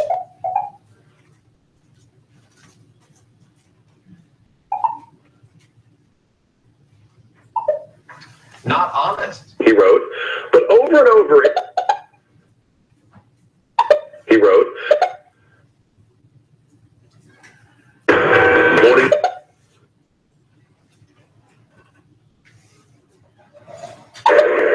We're back now live on MSNBC. Donald Trump is accusing Hillary Clinton of lying about him and his foreign policy. Trump is still fuming this morning over Clinton's 35-minute takedown of his foreign policy, tweeting that Clinton, quote, made up things that I said or believed but have no basis in fact. Not honest, he wrote. But over and over in that speech, Clinton quoted Trump's past statements, at times almost word for word, while making her case that he's, quote, temperamentally unfit to be commander-in-chief. Here's a listen. He says he doesn't have to listen to our generals or admirals, our ambassadors and other high officials, because he has, quote, a very good brain. He also said, I know more about ISIS than the generals do. Believe me.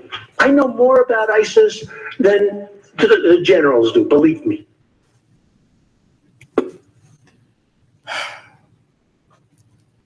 Do you know what that suggests?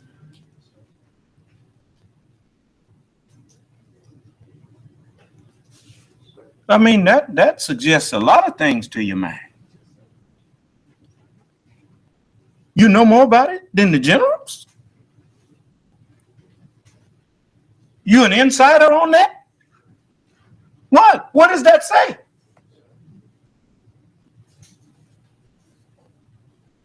Maybe their rise is not as much of an accident as you think it is. Especially considering how the front runner in the presidential race now is purposely standing up, putting one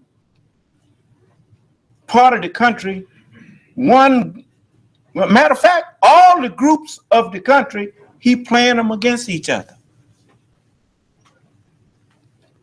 Sowing discord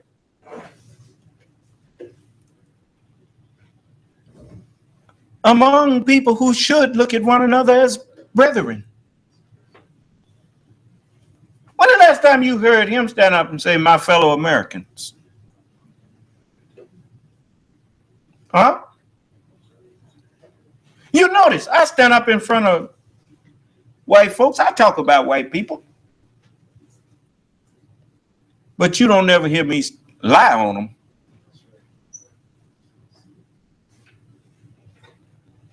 And I always make sure that when I'm talking about them, that I make you understand that I understand that I'm not talking about all white people.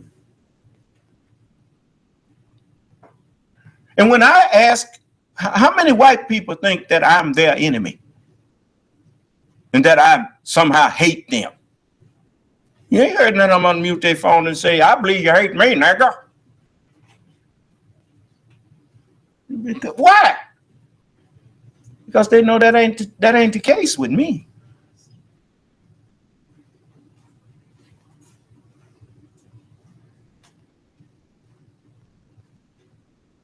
I believe in justice, man.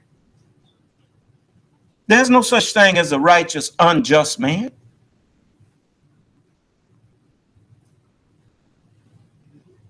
You know, I've had many things that have angered me and have, you know, made me feel anger.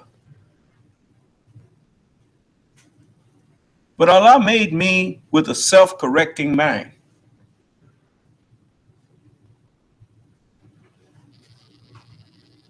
And he reminds me all of the time. What in the world you going to say you believe in freedom, justice, and equality, and you don't give freedom to people? You give people the freedom to choose what they want to do. And you respect their choices, even if you don't think the choice is a good one. Once they made it, you let them have that.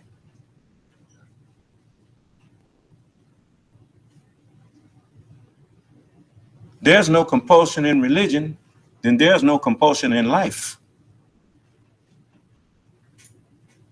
Do you understand that? So, now you heard him. Just listen. And now he said she lied on him, right? Okay, now. But he don't remember what he said because he's a liar. Who are you consulting with consistently so that you're ready on day one? I'm speaking with myself, number one, because I have a very good brain and I've said a lot of things. This is a man who said that more countries should have nuclear weapons, including Saudi Arabia. We're better off, frankly, if South Korea is going to start to protect its Saudi Arabia. We have weapons. Saudi Arabia, absolutely. This is someone who has threatened to abandon our allies in NATO. We don't need NATO. Do you think? No, we don't really need NATO in its current form. NATO is obsolete.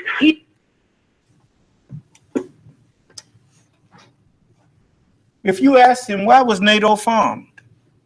He don't know.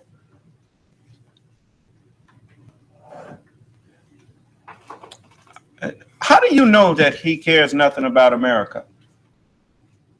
Without a doubt, he cares nothing about this country. How do you know that, though? That ain't just because I say he don't care. How? That don't mean a hill of beans.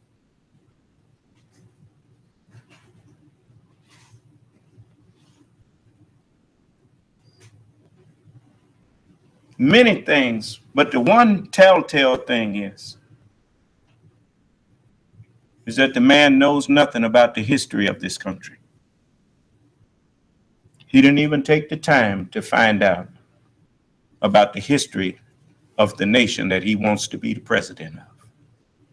And you never hear him recite nothing from any president. That shows a lack of respect. That'd be just like me standing up here. Everything you hear come out of my mouth is me. I never recite nothing from Jesus, never recite nothing from Moses, never recite nothing from Muhammad or Jeremiah or Solomon or David. And you got nerve enough to, and then I'll have nerve enough to talk about that I love God?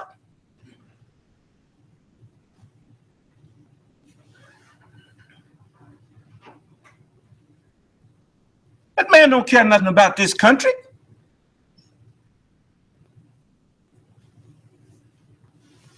Don't you know that everything that was set up, NATO, the what is that? National Atlantic Treaty Organization.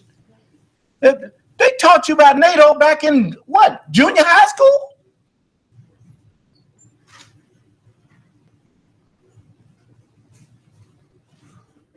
I don't forget exactly why it was set up, but you rest assured, if I was going to run for president, I would refresh my memory, because you need to refresh your memory so that you don't make a mistake and call yourself getting rid of something that this country don't need to get rid of. Huh? North Atlantic Treaty Organization. I knew it was Atlantic Treaty Organization. It's been a long time since I've done that. But I'm gonna tell you something else. It's always suspect when you hear a man running for president that has not studied up on past presidents. You don't run for president on no whim.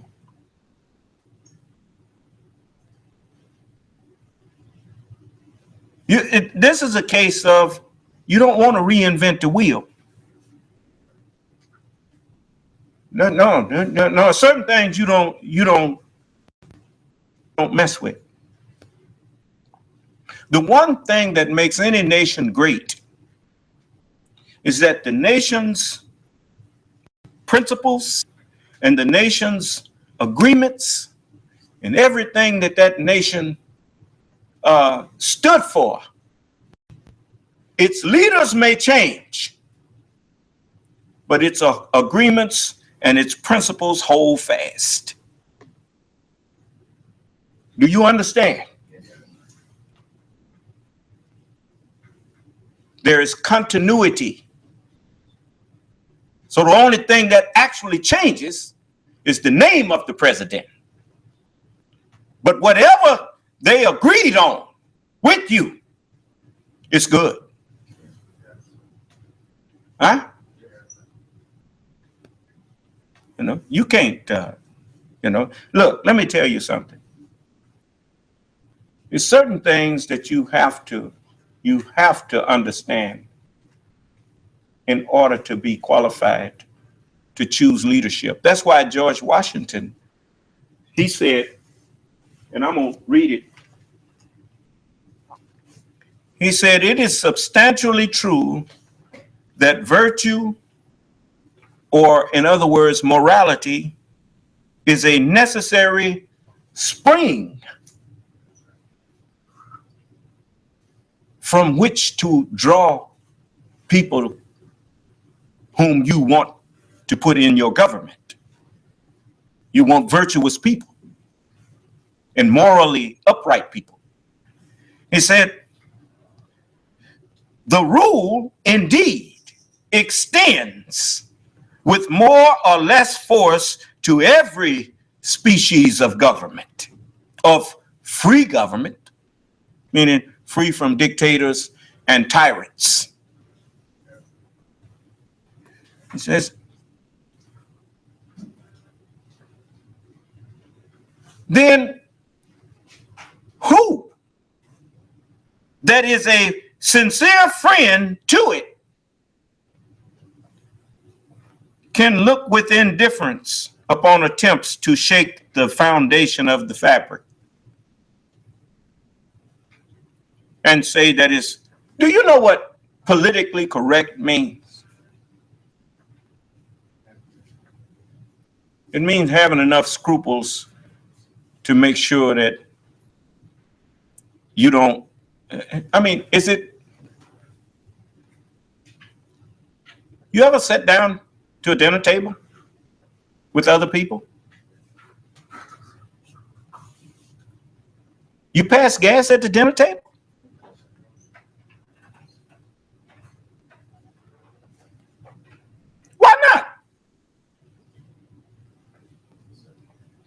Why won't you pass gas at the dinner table? Because it is not politically correct to do.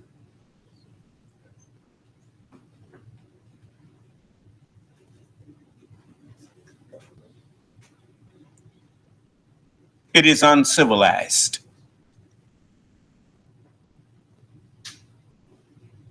When you talk about politics, you are talking about things of government.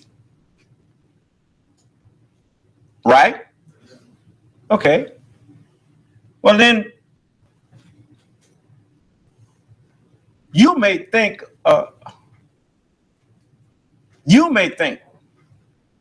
that a person is is the most low down person that you've ever met. But when you become the governor or the mayor or a judge or any office where you have rule over that person, you have to guard your mouth.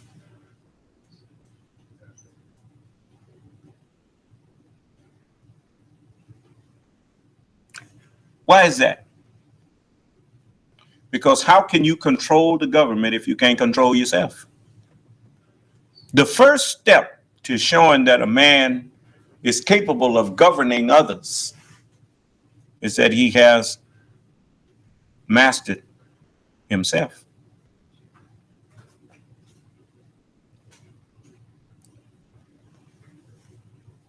It's one thing to know how to curse. Everybody in the country knows how to curse. Now that we know you know how to curse, and we'll watch and see how you act when you get angry and see if you have enough control of yourself to be able to think and pick words that are acceptable to the civilized ear. Do you understand? I know the S word, but I can say boo-boo.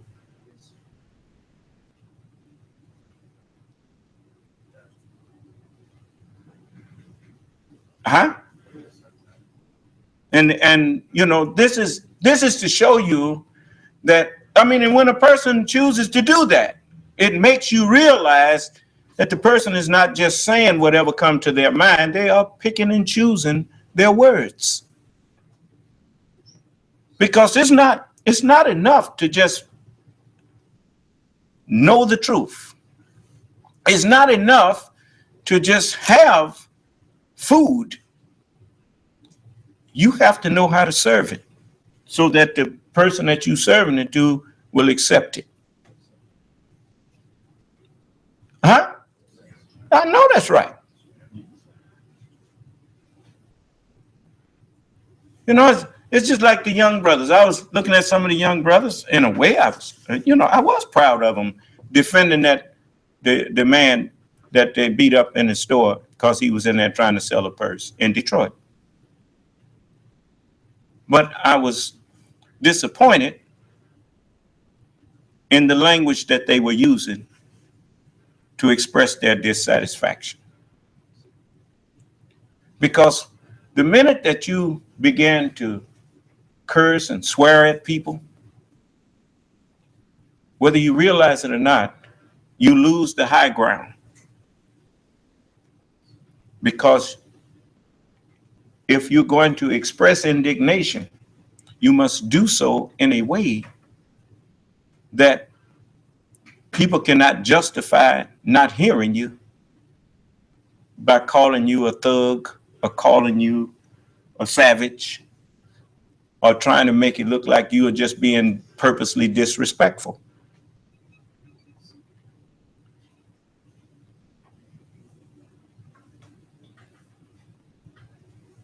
I wish our people would listen to me.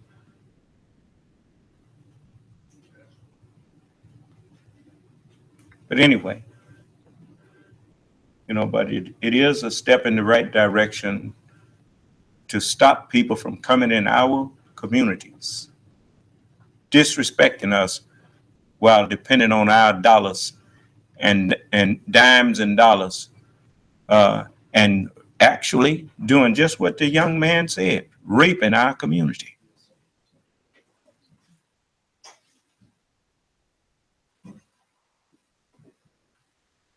They ain't putting nothing back. They won't even fix up the sidewalks. They won't fix up the streets.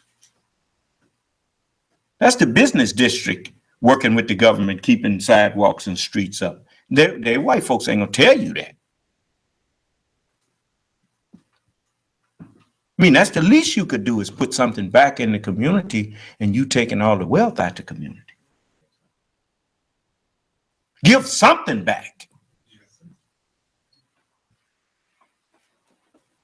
But no, because we are dead, because we are ignorant, you do us any kind of way and you get behind bulletproof glass and all that kind of thing. You're not interested in helping us. You just want to rob us.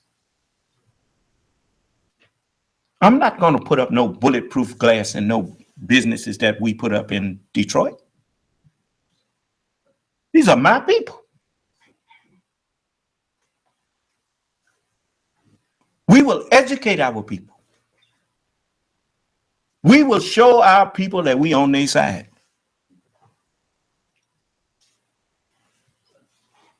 Or die trying. But I will not stand up behind bulletproof glass insulting them. If I can't feel safe with my own people, well, then maybe I would be better off dead.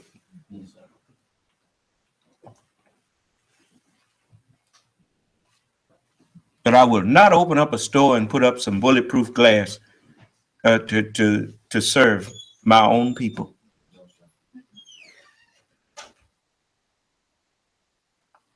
What does that say to the people who come in there?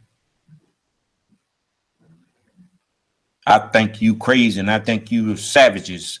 Well, no, I do not think. I know we kind of out of, we kind of messed up in the head. Let's see you go through 400 years of what we've been through and then come out and tell me how straight your head is.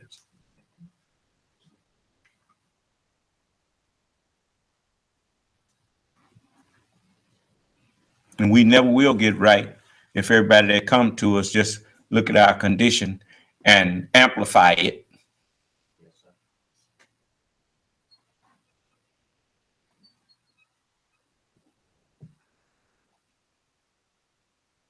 If you want people to trust and respect you,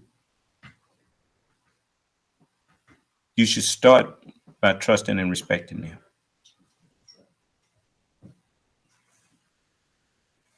But anyway, now you heard Donald Trump stand up there lying. Excuse me, sir. Yes. That second person wants to know if he can just type his questions into the comment section. Is he outside of America? He didn't say. If he's in America, I mean, tell him to give you his number. I'll call him and hook him up. It's no problem. But I don't like that. I would much rather talk to the person. So now this Donald Trump, he's not alone in his line. Let me show you who else been doing that.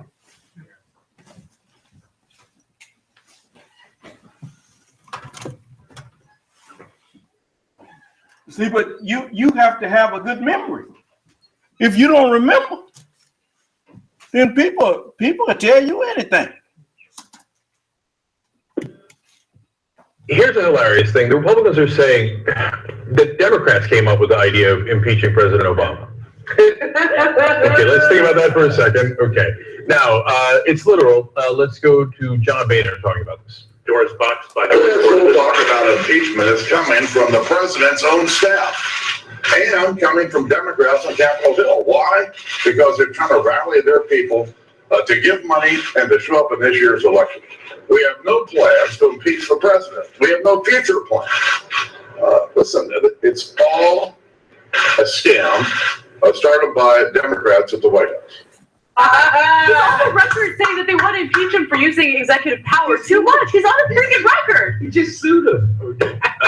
So there's a website called WorldNet Daily that has now picked up on this theme, and they wrote an article about how Boehner's right and Limbaugh's saying the same thing. Limbaugh's right, that it's actually the Obama who wants to get impeached. Okay, all right. On the same website, they sell bumper stickers that say, quote, honk for impeachment. And, quote, lights on for impeachment. Okay. In fact, others have come up with. I'm sure the mainstream media will embarrass them with this, right? Yes, of course. I'm sure that George Snuffleupagus and Diane Sawyer and Brian Williams will totally hold their feet to the fire on the inconsistency and hypocrisy and ridiculousness of what they're saying, right? They will report it as they say this and they say that. Well, now, luckily for us, we don't need them because JR put together a compilation we're going to show you in a second. But first, I want to show you Hannity and Rove. They're on making, of course, shockingly the same points as John Boehner. Watch. Is there one elected official that said this? I can't think of one. Well, there's several that have intimated. We got to be very careful not to be useful, stooges for the president. He wants the conversation in the next 97 days to be about impeachment. He doesn't want it to be about Obamacare and the deficit and the debt and his overreach and on the board, his failure to address the border and his overreach and his regulatory environment. He doesn't want any of that. He wants this to be about impeachment. I agree with you. I think this is a huge distraction, and politically it would be stupid for the Republicans to bite that apple. I love that. Okay, so now keep in mind that Hannity said it would be stupid to talk about impeachment. By the way, just real quick, Representative Ted Yoho, Representative Kerry Bentivolio, and Representative Michael Burgess, at a minimum, are all on the record for saying, absolutely, let's impeach President Obama. So you wanted me to name some, I just named you some. But it's okay, because you're going to see it for yourself. Remember, Hannity said it would be stupid to talk about impeachment. Now let's go to the videotape. It is time to appoint a special counsel to explore impeachment of this president. What I don't like is that this guy is doing this by executive order, one after the other, and the American people are sitting like a bunch of schmucks watching a dictatorship emerge in front of their eyes. Right. And you know what? And I think it is time to start talking about impeachment. He said the president should be impeached for this. That's what he does say. He says it's crimes and misdemeanors. In my view, it's a very, very valid argument. What is the remedy? If people believe, as these polls tonight suggest they do, that they've been intentionally lied to by the president of the United States, what is the remedy? Well, look, the remedy the framers gave us for reining in executive excess, especially if it gets this abusive, is impeachment. Well, I'll tell you, it is, I agree. He's become President Panic. This is the key word, pain. This is almost an impeachable offense. Now, we've impeached a president for lying about sex with an intern. A president has resigned in the face of certain impeachment for covering up a burglary.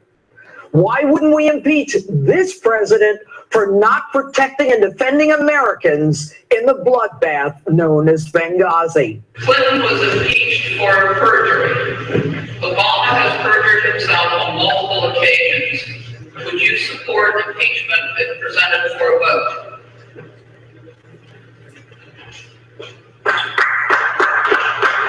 Would you allow us to default on our debt? All right, let's let him get on the elevator. Nope. Thank you. That would be an impeachable offense. We've impeached a president for lying about sex with an intern.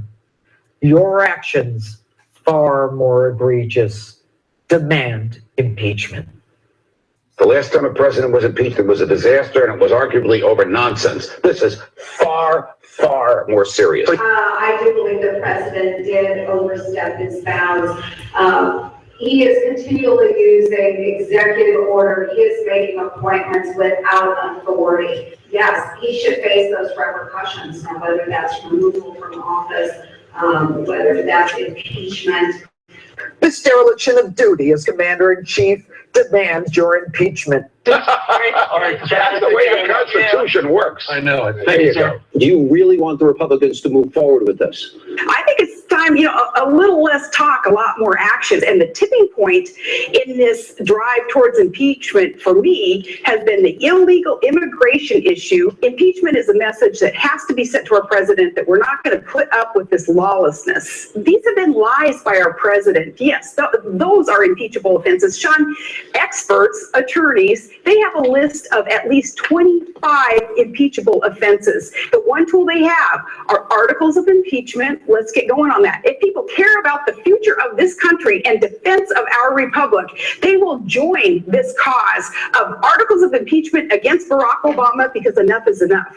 Governor, on the issue certainly of the IRS, I agree with you. And for those that don't have the historical reference, that was Article 2 of Richard Nixon's impeachment. And in fact, that was only a threat or the idea to do something that the IRS did. Liberal and constitutional professor Jonathan Turley said we are at a constitutional tipping point on the very lawlessness that you mentioned. Mark Levin, constitutional scholar, says this is a post-constitutional America. They could have taken a stand, and they didn't do it. I don't have any confidence that they would even consider this. Do you agree with me that they don't have the political backbone? Oh, that's awesome. They don't have the political backbone to consider impeachment. And then several days later, we didn't say impeachment. We didn't say impeachment. It'd be stupid to say impeachment. So why did they do that whole switch? See? They've been doing that for the longest. They throw something out there. If it worked, fine.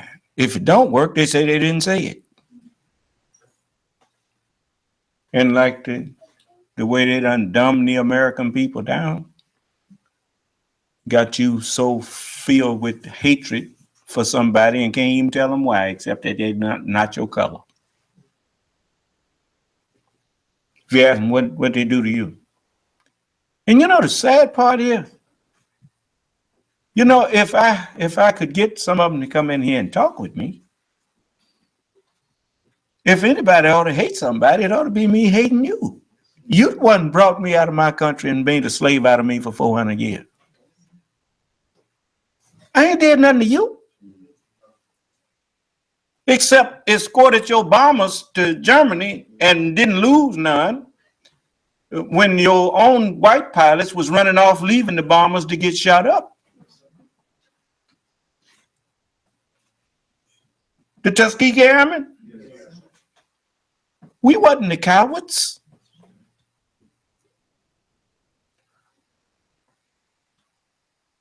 Do you really want to have that conversation? No. That's why don't nobody ever come in here and try to argue with me.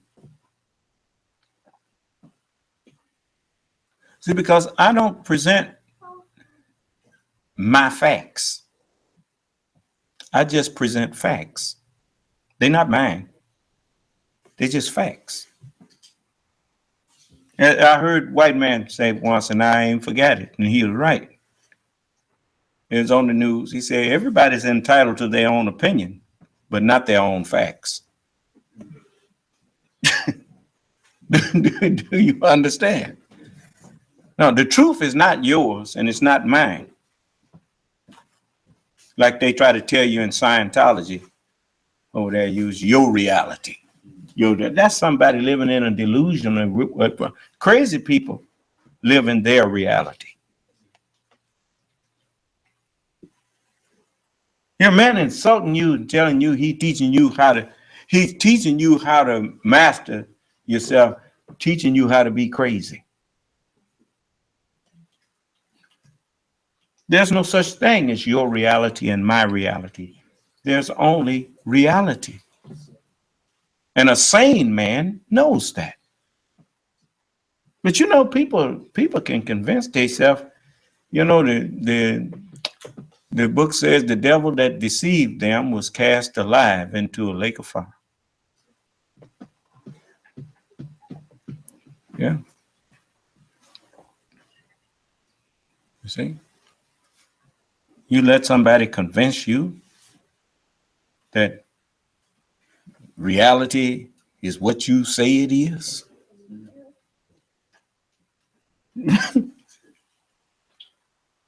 No, sir. We used to have a saying. We walk up. Hey, my man, what it is? Reality ain't what you say it is. Reality is what it is.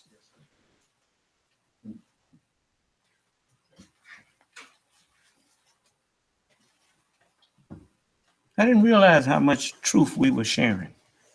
But anyway, George Washington's words after he told them about be careful about letting people what you call shape the fabric of virtue or morality. You know, morality is part of what makes people mindful to be politically correct. You have to have a moral consciousness about yourself. I'll show you something else. You know, it's something that Jerry Springer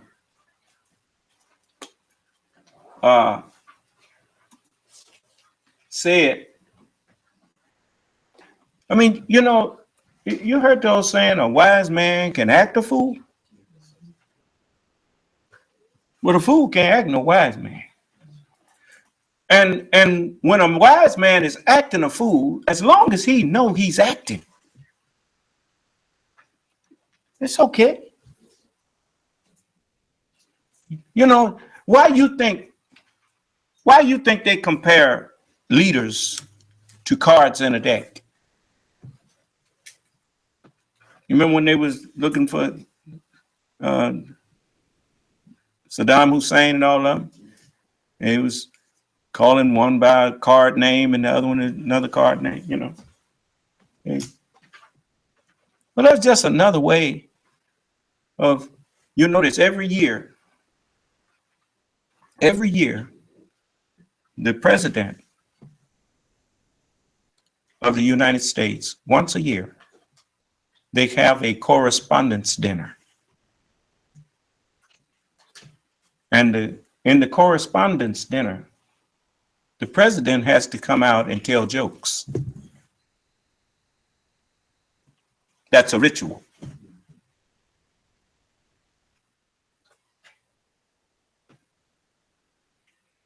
The reason for that is because in a deck of cards, the Joker is the most powerful card in the deck. It can be any other card. The president needs to be able to relate to anyone in the country and feel at ease. Do you understand?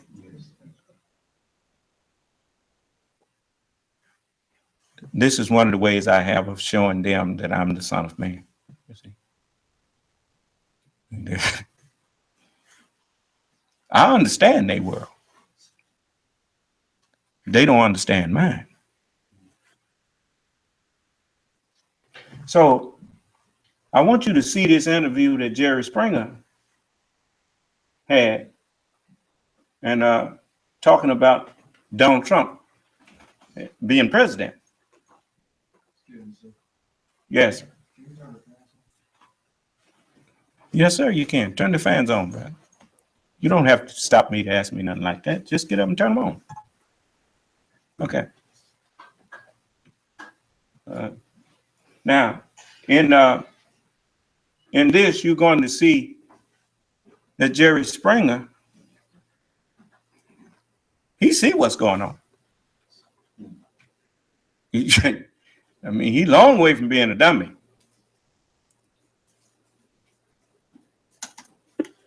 It might strike some watching us right now that you are talking about all this bad behavior at these rallies when your show is famous for this. Right. Just a moment.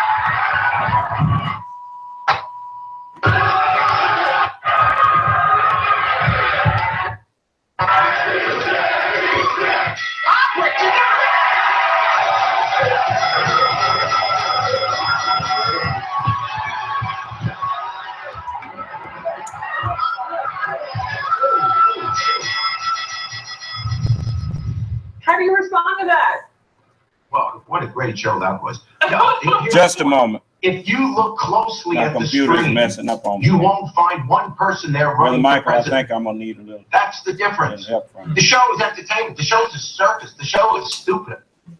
No, I got it. It's good. Just a moment.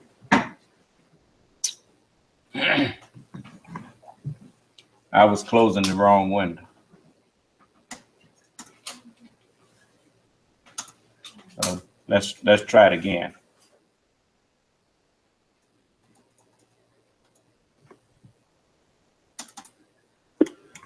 It might strike some watching us right now that you are talking about all this bad behavior at these rallies when your show is famous for this. Right.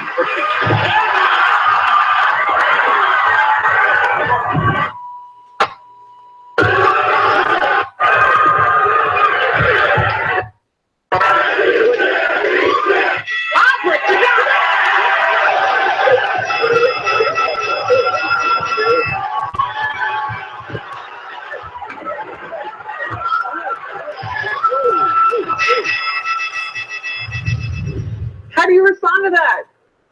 Well, what a great show that was. No, here's the point. If you look closely at the screen, you won't find one person there running for president. That's the difference. The show is entertainment. The show is a circus. The show is stupid. I've said that for 25 years. The show is what it is. But my gosh, when you're talking about running the free world, running America, what kind of nation we ought to be, you don't go to a television show. This is real. This is real what's happening in this country. Do you think, though, that is part of what is dividing? Someone who's been on my show to be president of the United States. I hear you. I don't disagree with you, but you think that that is creating some of the divisiveness in this culture and some of the fighting and some of the anger and also, factor in celebrity here and that role in politics. Well, the celebrity in politics was inevitable. For the last 30 years, 35 years, since Ronald Reagan, when President Reagan said government can't solve problems, government is the problem. For the last 35 years, we have raised a generation of Americans to believe that government is terrible, hate Washington, distrust anyone who's in politics. They're all corrupt. Every political commercial we ever see is how terrible the other person is. Now, I want to chime in with Jerry there, Mr. Springer, excuse me. After they start putting that out there to the American people, then they start moving people into Congress to make it seem true. Do you understand? See, they couldn't beat you, so they joined you and worked against you from within. And while you looking, they knew you already, you had that undercurrent of racism, white supremacy. That's taught all throughout the school system, even the White House. Why do you think it's called the White House? I know you don't think it's because it's painted white. Okay. Majority rule. And they call everybody a minority, but white people. Okay. So that undercurrent has always been there. And they use that. That's one of the things that you learn about, especially in martial arts, judo especially. You use your opponent's strength against him. His weight against him. His strongest animosities, use those things to distract him.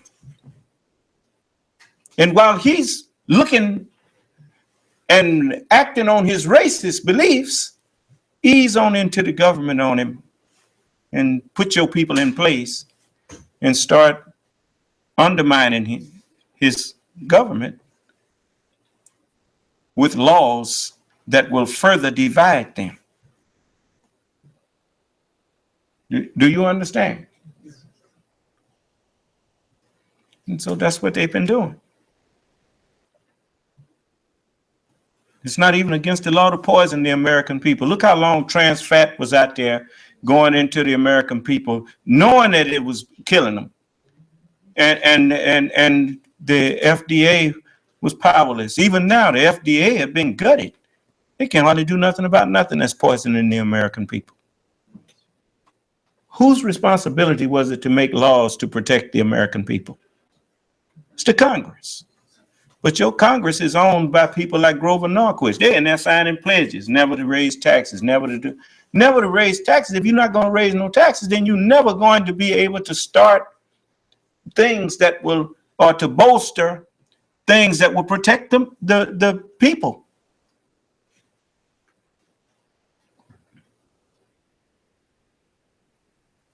But you so busy hating each other that you can't stop and see that your country is being destroyed from within your own government. And all somebody have to do to come up to get you to vote them into office is just come up and say they hate black people or they hate Mexicans. Or they ain't got to have no platform. Just come up and tell you they hate whoever you hate. After they done stoked all of them fires. Because I'm gonna tell you something. If I hate you, it ain't because somebody told me to. I can tell you why I hate you, if I hate you. And even that gives you a chance to stop me from hating you. Because if you offending people, then you make them hate you.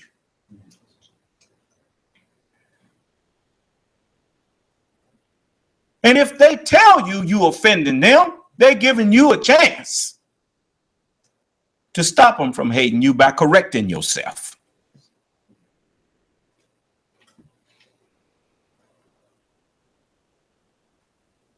But when you just a cold-blooded murderer or a bloodthirsty coward, you don't, all you got is your hatred. And you don't want to ever lose that, because then you'd have to look at yourself and find another reason for your existence.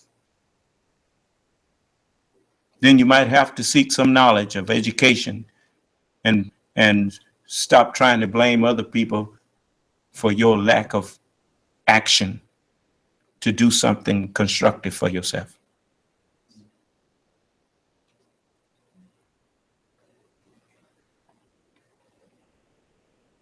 I'm not standing up here to bash white people or any people.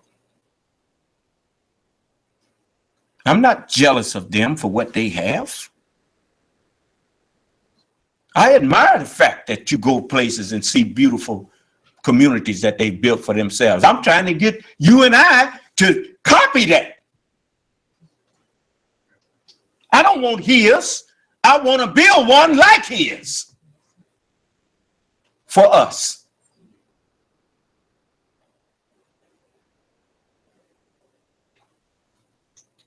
But you always got these crooks in the government that's in there to try to keep mess going. Because America's pocketbook is the fattest pocketbook on the planet. And right now they're free to just do what they want with the trillions and trillions of dollars that they take up from American citizens every day. Every hour they're taking up billions of dollars. As much as you spend money all day, every day,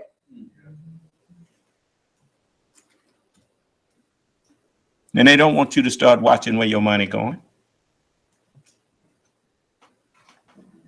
They'll tell you that, oh, we in all this debt and whatnot. You got plenty of money to pay that debt if they would quit robbing you.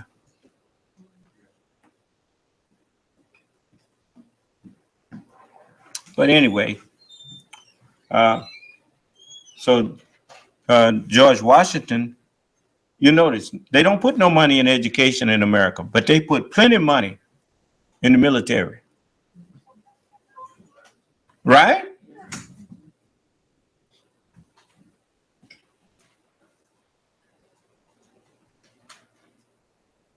They want you dumb.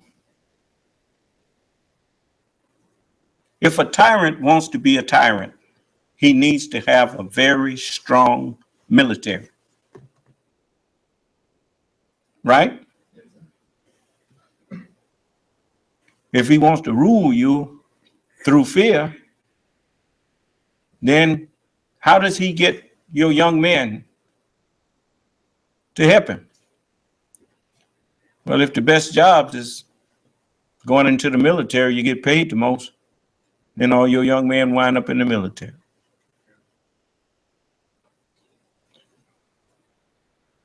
If you ain't careful, he'll do you like that example that you saw with Hitler in Germany. It was fun at first to some of them.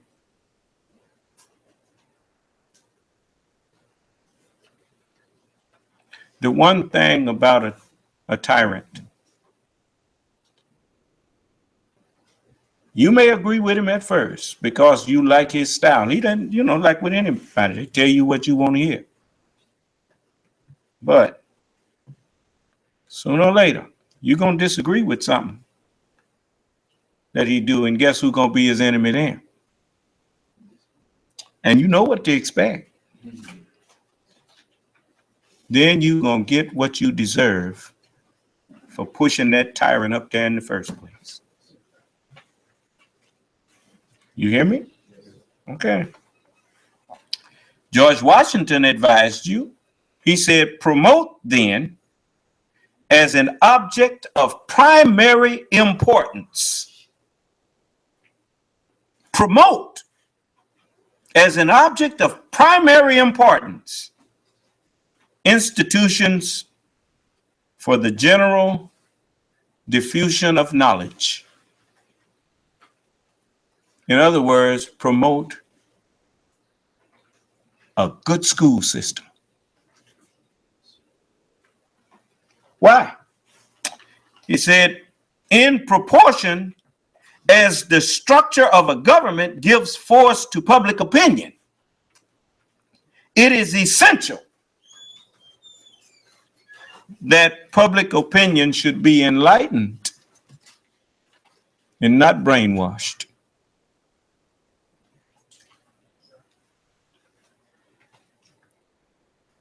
Look, if you know your history, then when a man stand up and tell you he gonna get rid of this and get rid of that, you know that man ain't got no business being president. Huh? And when a man, look, you get, as the old saying goes, you may not always get what you pay for, but you can always pay for what you get.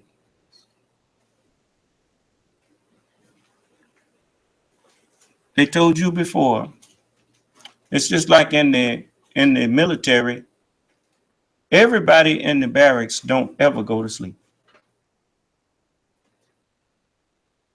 There's always a fire watch.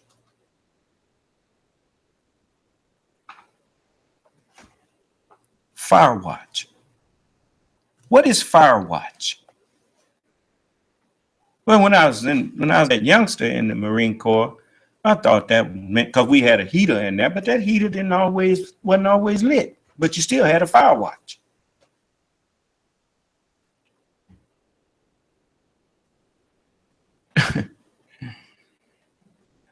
That is the same as what military is worth its salt if it goes to sleep on the watch and don't watch out for any kind of attack, fire, friendly or otherwise. Somebody got to stay woke to make sure to wake everybody else up if necessary. Right? We got to sleep, but we ain't all got to be asleep at the same time. Huh? Okay.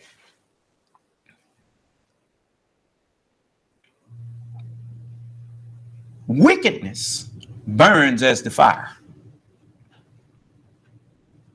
Is it not a wicked thing for a government to purposely put its own citizens against each other?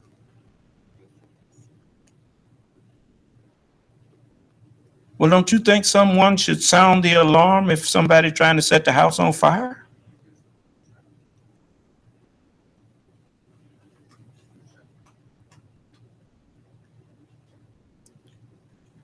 I agree with you, you need to take your country back. But you done lost sight of who you've confused your house full of smoke. They got you confused about who you need to take it back from. You supporting the people that you should be taking it back from. These people standing up in the government telling you to hate your own government. And you done forgot how the government comes about. The government is elected by you. They're teaching you to hate yourself.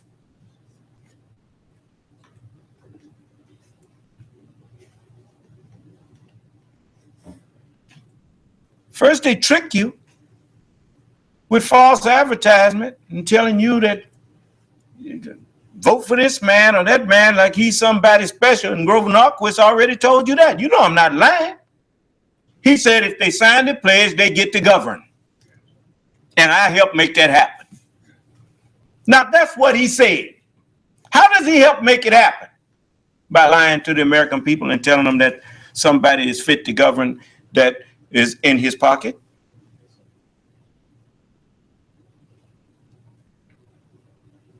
You didn't even know nothing about I didn't know nothing about the pledge until he came out bragging about it.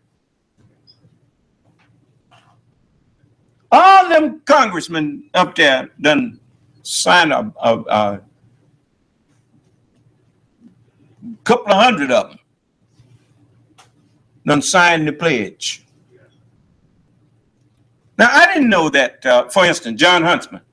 I didn't know John Huntsman hadn't signed the pledge, but when I saw him running for president and for, you know, when he was in the primary, he was the one that I said, now he's a Republican. I say, he seemed like he's, you know, he looks presidential to me and he sounds presidential. I'm going to find out he hadn't signed the pledge. That's why he didn't get but 2% of support. You better stop letting people tell you what to think. You better stop being lazy. So Jerry Springer, he was right. They done told you to distrust your government, and now you done went for it.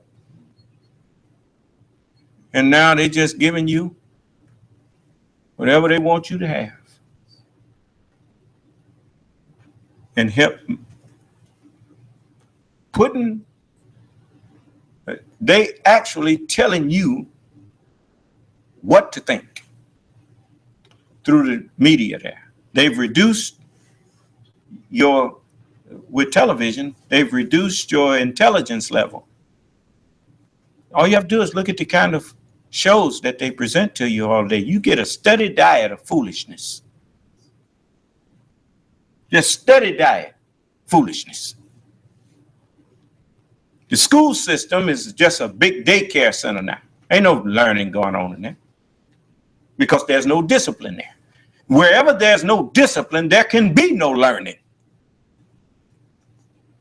You got people giving advice to parents that ain't got no children themselves. Most of your psychologists and stuff that call themselves giving you advice, they ain't raised no children.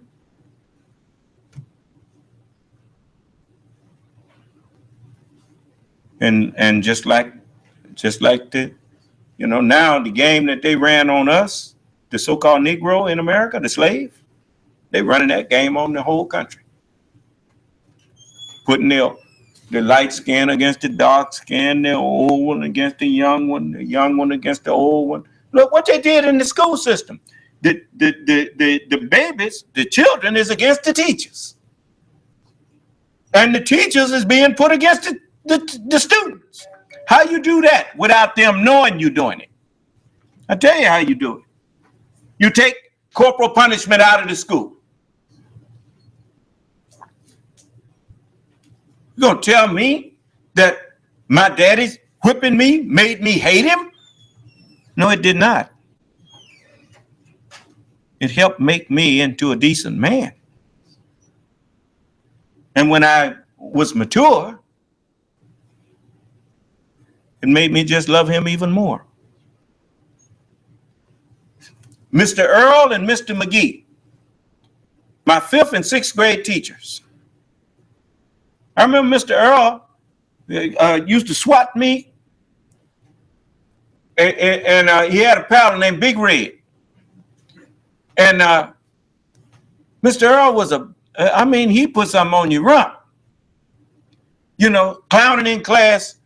I remember once he swatted me because I wasn't paying attention in class, and when he asked me questions that I should have known, I didn't know because I was sitting back there clowning.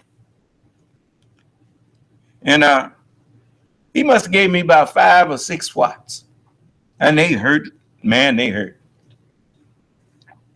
And but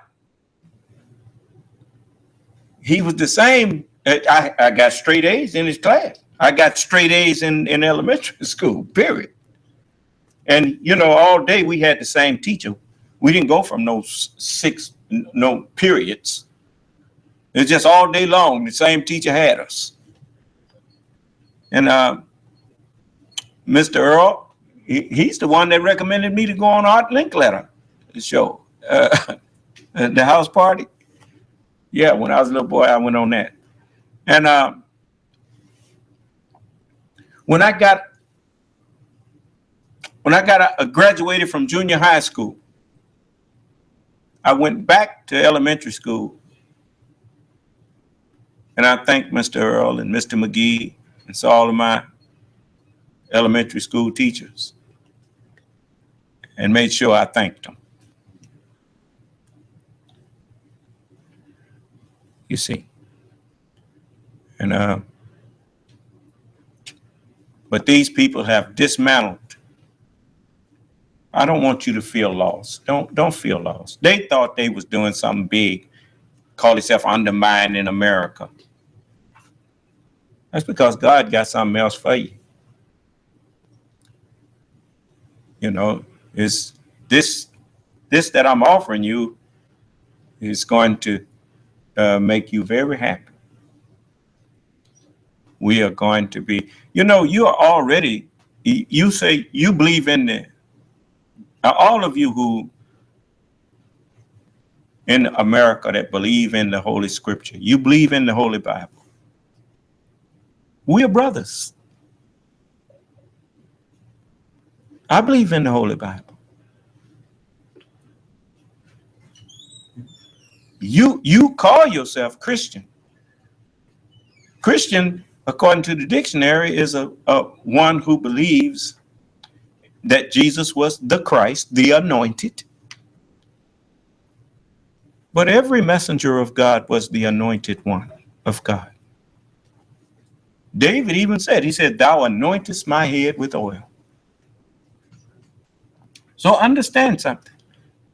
Just as oil keeps friction down in your engine, it keeps metal parts from actually touching each other. They ride on a thin coat of oil, and it keeps friction down. The word of God keeps friction down between man and his fellow man. You know, I've lived here in Mississippi since 1981. And the whole time I've been here, because of the teachings that Allah gave me, we ain't never got in no fights with white people and no other people. You just treat people like you want to be treated. And most of them around here, we treat each other like we've been the best of friends all our lives. You wouldn't even think that you was living in Mississippi as far as the way me and white people get along. They know that I'm no threat to them. And so when you look at the teachings of the Bible, you think that's Christianity. But has it occurred to you that you can't find the word Christianity in the Bible?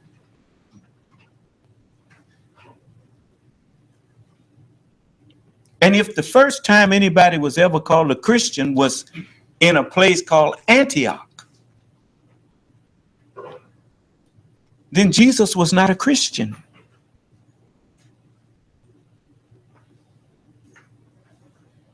What was Moses? Moses didn't know nothing about no religion called Judaism. You can't find that word in the Bible either.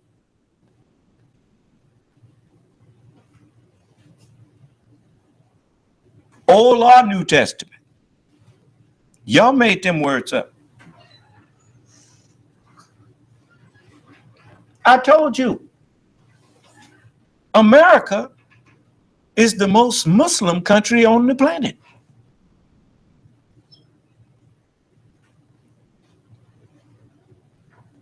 Any of you that claim that's not so, come in and let's have a conversation. And then I will show you that I know what I'm talking about.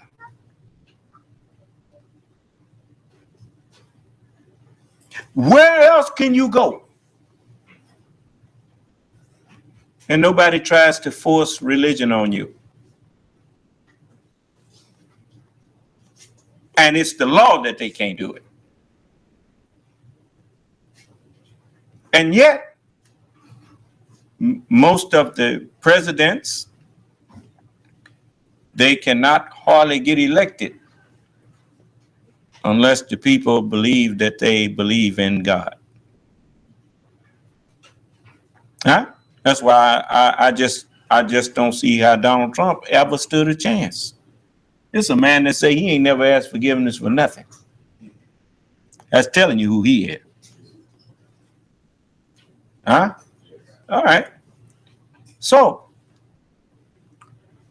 this is the time where no more guessing at the word of God. If you really want to understand God's word, you get in my class and stay here. Does anybody say that's not so? Is anyone that's listening to me right now believe that what I just said is not so, that I'm the only one who can teach you the understanding of the word of God? Come on, man up and be honest. And come in here and say that's not the truth, and then prove it. I will give you a chance to prove it, because I will ask you a question, and then I will listen to your answer, and then I will, if I agree with it, I will say, yeah, you're right. You know it just like me. If you give the wrong answer, I'm going to tell you, and I'm going to give the right answer. Now, that's fair enough, right? You can be white, you can be black, you can be brown, you can be yellow, you can be whatever nationality or ethnicity you are. I welcome you in here. Oh, they can type that. I'll let you type it. If you so shy you can't, you type it out. I don't know what you're so shy about. You ought to be glad I'm giving you a chance to come in here and express it. Be bold. That's what the book said. Well, we have not been given the spirit of fear, but of boldness.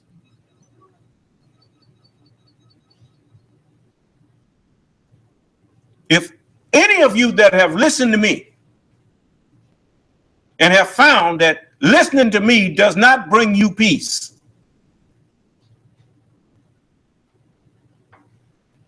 come in here and tell me that. Because I really want to know why it don't bring you peace, because it showed I was at peace when I said it. I'm at peace.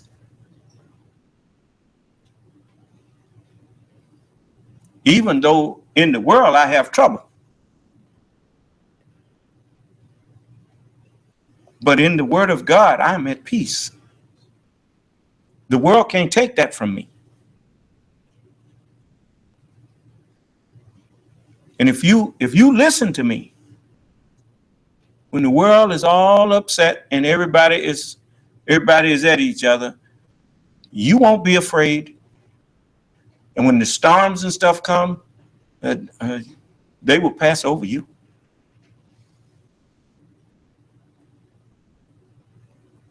Just as I stood here and have stood here for years and years, and you've heard about all them storms and stuff, and I told you that now I'm not worried about no tornado coming through here tearing up nothing that we building.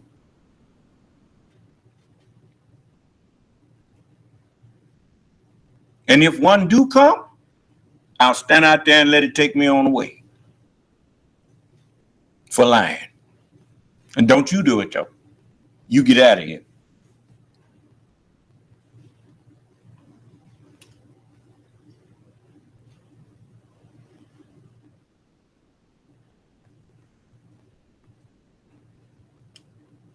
See, ain't nobody saying nothing.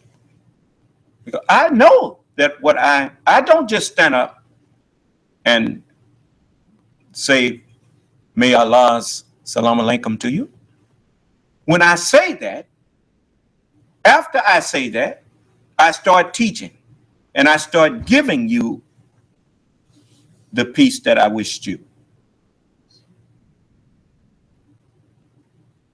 My peace give I unto you, which passeth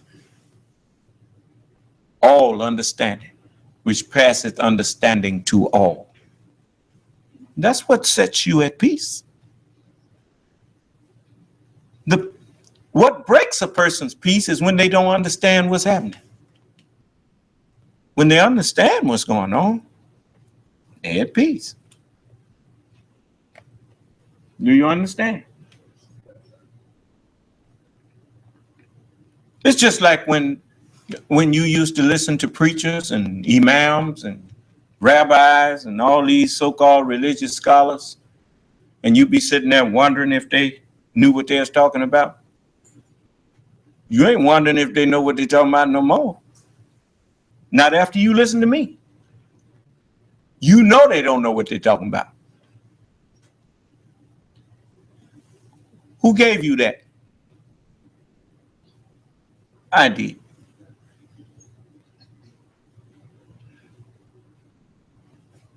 Well, then believe. Don't worry about what the world gonna think about you. Name a representative of God that the world didn't hate. Name one. Just one.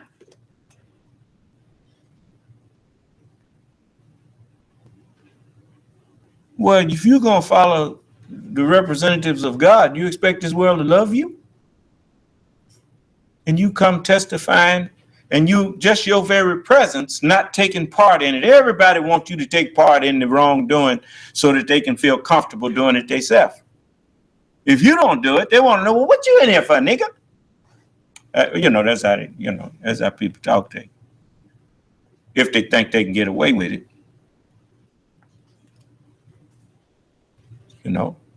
But people know who to mess with and who to leave alone. If they don't, they soon will.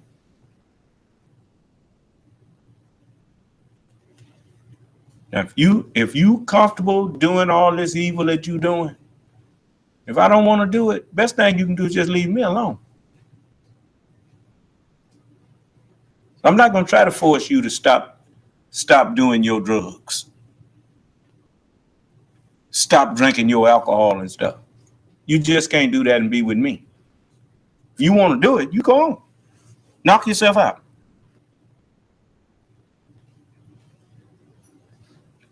Because Allah already told me, he said, yet a little while and the wicked shall be no more. You shall diligently seek them and shall not find them. So I ain't worried about it. I can be patient. I'm not in no hurry to see you destroyed. A man that's been preaching and taking insults off of you for 43 years, do that sound like a man who's in a hurry to see you be destroyed?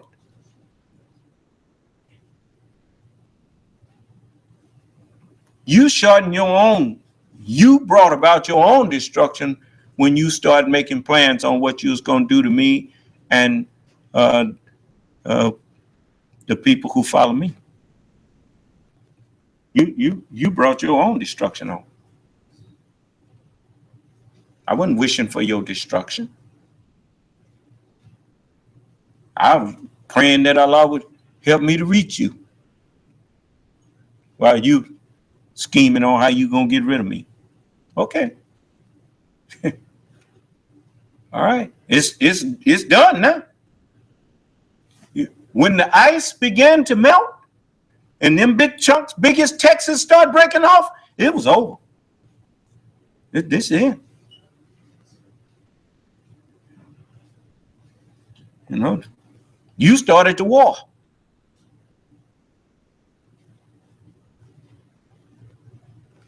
I reserved that for the time of trouble, against the day of battle and war.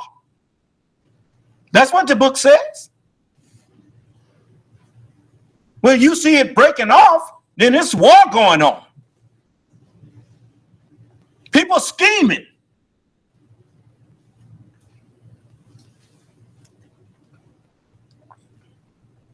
You gonna turn God's plan against him? I want to say this to Donald Trump and to all of these people that's been secretly working to undermine and destroy America. I want to say this to you. God didn't say you was going to do nothing to the nation that we served. He said, I will judge that nation whom they shall serve. As in that nation whom they shall serve will I judge. And afterward shall they come out with great substance. You should have stayed out of God's business. I'm just telling you like it is. You should have left this alone. Allah said that. He said, leave me alone with him whom I created.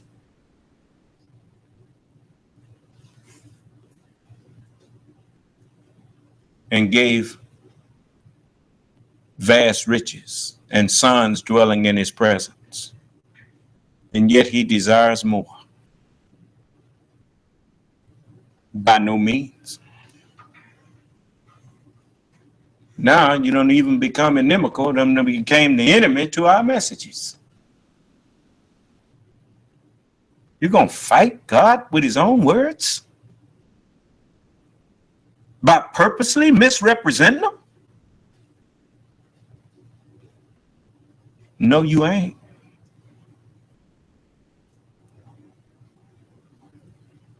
No. Ain't gonna happen, Captain.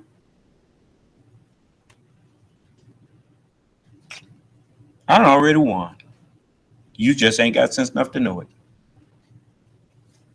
Every time I come out here and speak,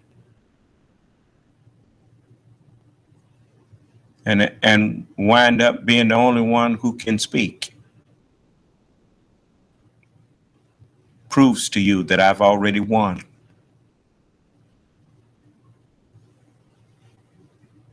And yet you sit there in your little dark closet thinking that you have something that you can present.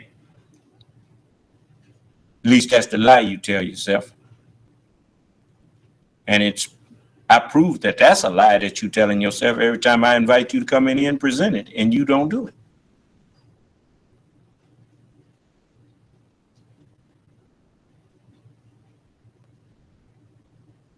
I even told you could host my broadcast. All I need to do is ask you questions. Since you don't like the fact that I'm teaching, I'll just ask you questions. Let you teach me.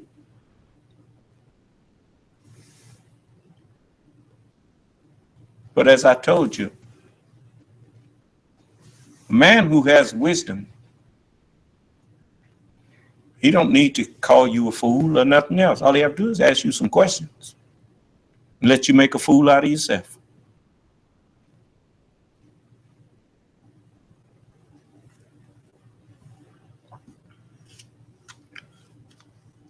So I want you, Caucasian people, you are the owners of the United States of America. I bear you witness. Understand something. I don't wish you no ill. I don't wish your country any ill. I was born here. I'm one of your citizens. And I want nothing for you that I don't want for myself. I want peace. I want my children to grow up self-respecting with dignity. And I want the same thing for you and your children.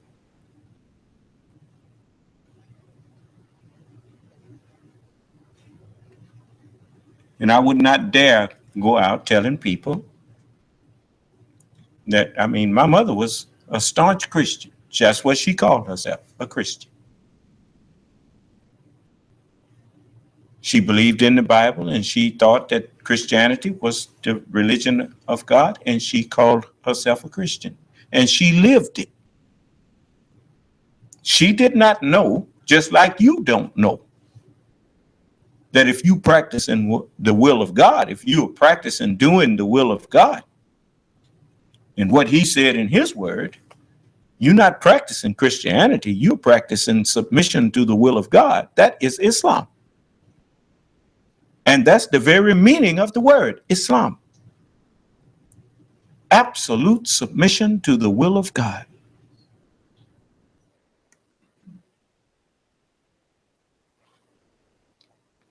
So, as far as I'm concerned, if you really believe in the Holy Scriptures, you're my brothers and sisters. And I don't wish you nothing but well. As written, I have other sheep that are not of this fold. Those who practice the word of God and call it Judaism, well, if you practicing God's word, his peace, as far as I'm concerned, you my brother and my sister. That's the scripture. Whosoever doeth the will of my Father, the same as my mother and my brother and my sister. I put my life on that. You see? And I'll tell all of you that's walking around here with guns and stuff. If you wasn't thinking about killing anyone, you wouldn't think nobody would want to kill you.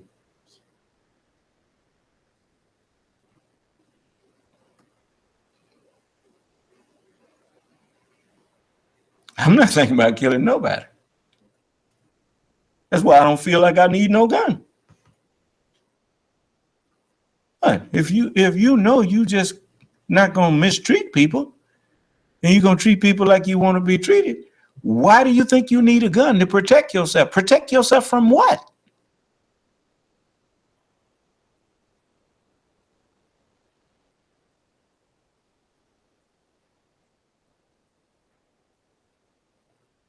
Just treat people like you want to be treated. Get in these classes and learn righteousness instead of having your self-righteousness.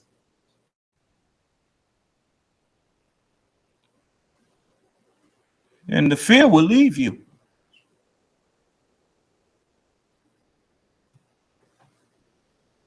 Perfect love casteth out fear. Perfect love is complete love. Complete love is complete understanding of the Word of God and how you should conduct yourself with other people.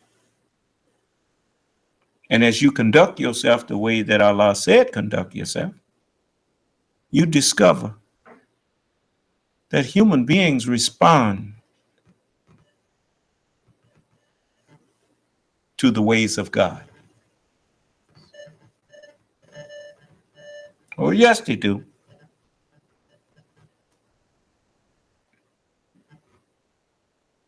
You have to.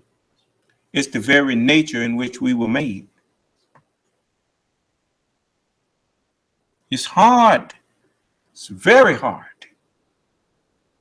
to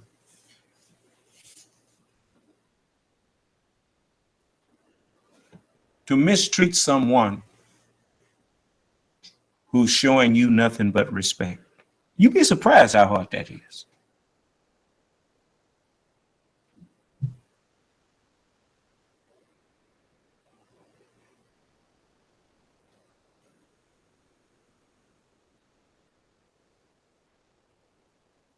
You know, I mean, you know, it's just common sense. You want people to respect you, right? Then respect people.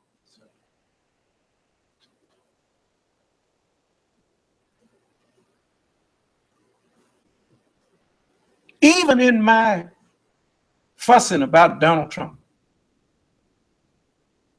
I'm careful not to say anything about him that's not true. And if you accuse me of saying something about him that's not true, I'll just bring it to me and I'll prove that I told the truth.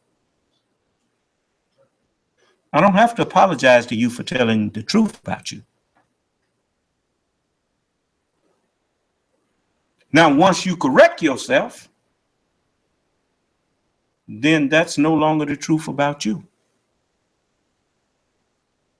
I mean, if you said, look at you, your pants sagging, then you ain't got on no pants. Okay. What happened when he put his pants on?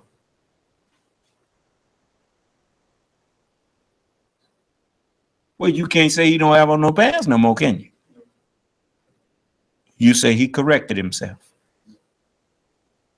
And once the man corrects himself, what's your beef with him then?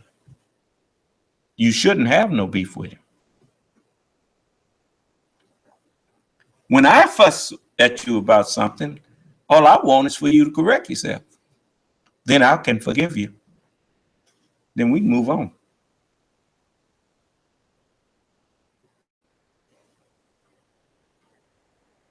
The scriptures say if we confess our sins, the Lord is faithful and just to forgive. Yeah, I can forgive when a man acknowledges he was wrong and he straightened himself up. Okay, fine, I can forgive you. That don't mean I'm gonna vote for you for president, but I can forgive you. But I don't think you're qualified to be president. No. You see?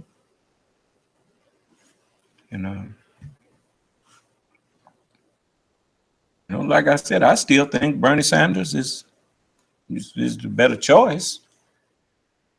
But I don't have no dog in the hunt against Miss Clinton. I don't. you know. If I had, you know, if I had my choice, though, I would choose Mr. Sanders. Because I think that he has the greater vision, you know. But, I mean, like he said the truth. We need a political revolution because the people that's in this, I mean, this Congress let America default on its debt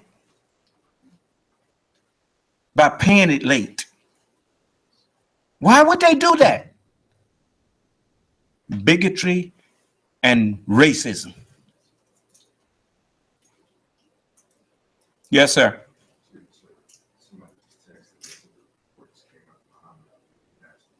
Muhammad Ali passed away.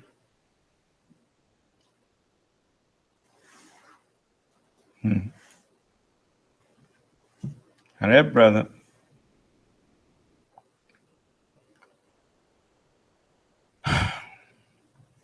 was a great inspiration to me as a teenager. And, even when he was saying he was a Muslim, I was in the Marine Corps when he was going through all of that. And I wasn't thinking about Islam. I still hadn't even really heard the word Islam. I heard Black Muslim. That was it. But, kind of like, unlike Donald Trump, Muhammad Ali did not dodge the draft. He just took a stand and said, well, ain't no Viet Cong called me nigger. And he said, you telling me to go over there and stand for you, and you won't even stand up for my rights here in America. And he was right. That wasn't something that, it didn't take no rocket scientist to see the truth of that argument. But he was a man about his position. I was looking at this young lady. She asked that everybody who got this to pass it on. And I think I will do that.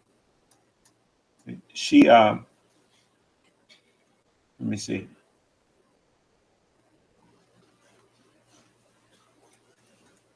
If I can find it.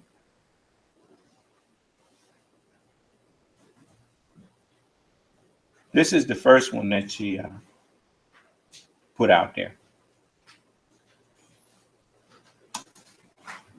The First Amendment to the U.S. Constitution that we as American people will never give up rights to. Let's try that again. The First Amendment to the U.S. Constitution that we as American people will never give up our rights to is as follows.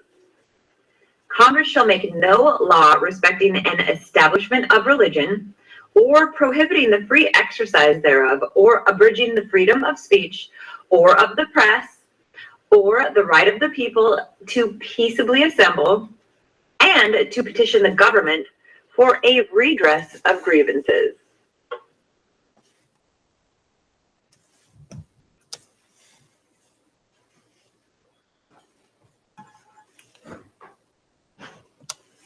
Now, what you're looking at now is it was showing some things Donald Trump has said. Donald Trump is threatening to weaken First Amendment protection for reporters if he were president and make it easier for him to sue them.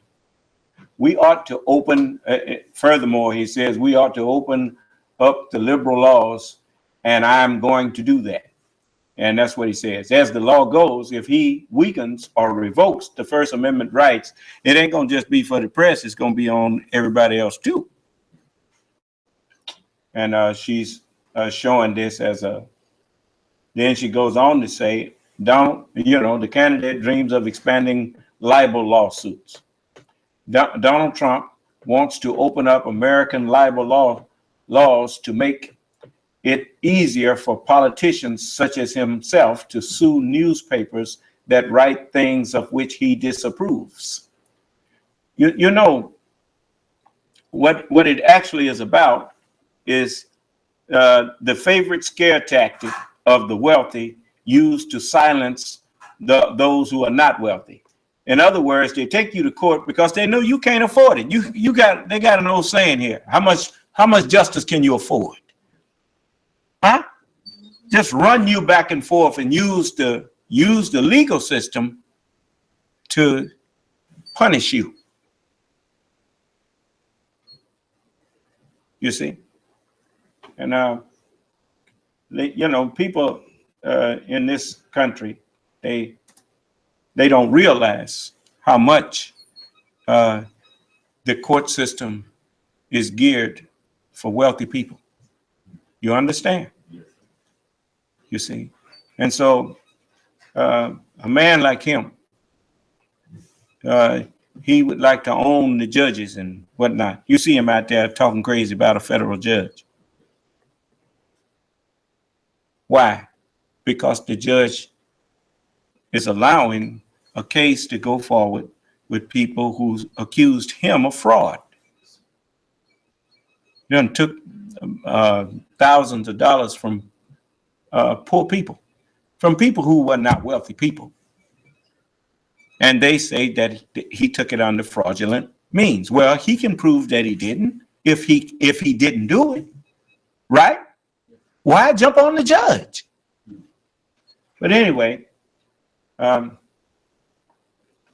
so you can go online yourself also and see this. She's gonna start talking again pretty soon, but she's got her documents and stuff together here showing what she's complaining about. And let me see if I can kind of speed it up here. Then she even shows how much he owes to different creditors. I mean, 50,000. Someplace he owes 25,000, 50,000 to all these different Merrill Lynch credit. He's in hock to a bunch of companies on Wall Street. This is in his financial report. And it adds up to $250 million he's in debt. Why would he even have that kind of debt if he's a billionaire? Why don't he just pay it? Isn't that strange? Okay. But anyway, let's see here. And then she asks, let me see. She said, freedom of speech. Let's go back. Messing with the First Amendment, you should know that we, the people, will never give up our First Amendment rights.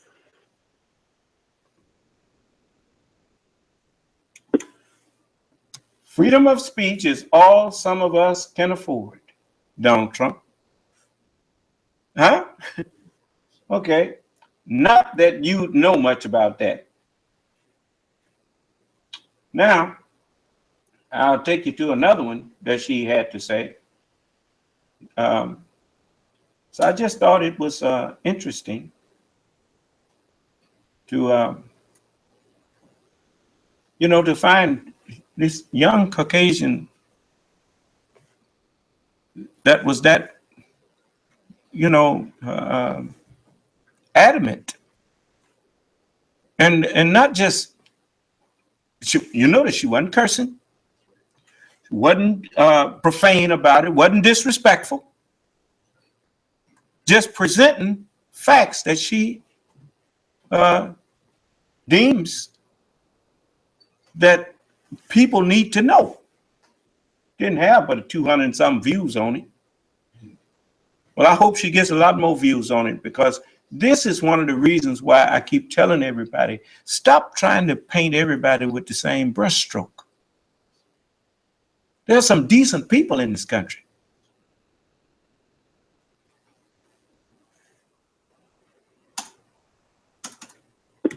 All right, so I'm gonna try to make this quick.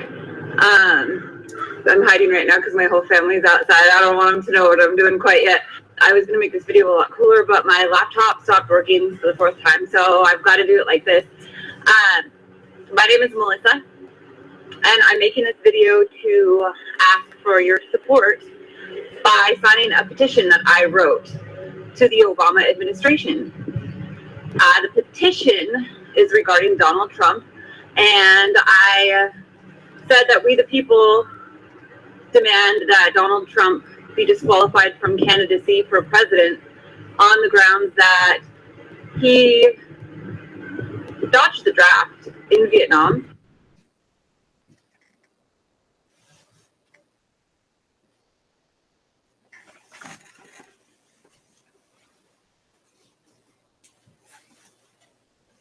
What you saw on there was that he was talking about John McCain, that he was not a hero because he got captured. Remember that? Here's a man who dodged the draft. He didn't say he was against the war or whatnot. And when it came time for him to get drafted, he just got out of it, dodged it. And now he wants to claim how much respect he has for veterans. Huh?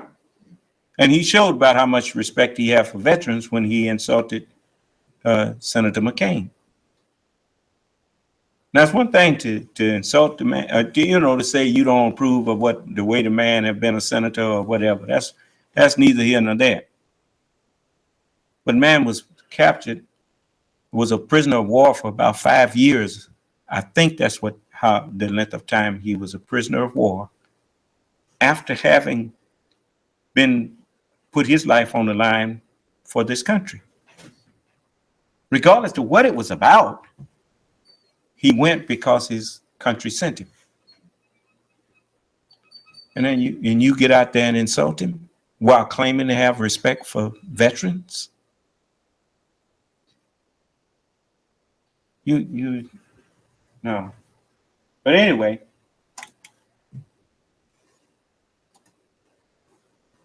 all these things that you see on there, you go on there and read them. I can't really prove a whole lot, but all I know is from looking online, and it says that Donald Trump received 5 deferrals so that he didn't have to go to Vietnam. The first 4 were for college. He graduated and then immediately went to college at Fordham University. So he received 4 collegiate study deferrals. And then, as soon as he graduated, he got his letter from the United States Army that said, all right, you're done with school. Here's the physical that you had in 1966, where you were deemed fit for active duty as soon as you graduate. So, and all throughout college, he played basketball, football, strapping lad, as far as I can tell. And so he got that letter, and then a few months later in his records, it shows that he got another United States Army physical, and this one said that suddenly he was injured. He had a medical problem that made him unavailable unless it was an emergency. And it was later changed in 1972 to a 4F medical deferral, which means your condition is so dire that you are never going to be able to serve in the military for the United States of America.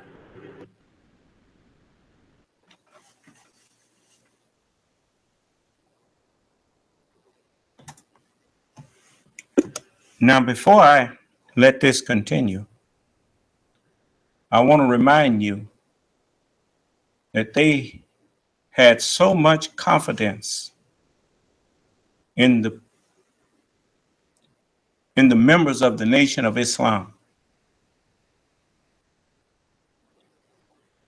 and our peaceful way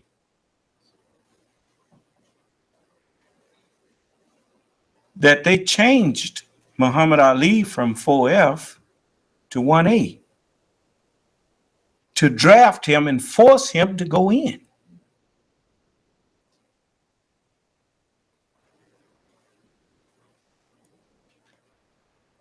Do you understand what that said about what they knew about Muslims? If they thought we were any kind of way a danger to them, would they want us in their military?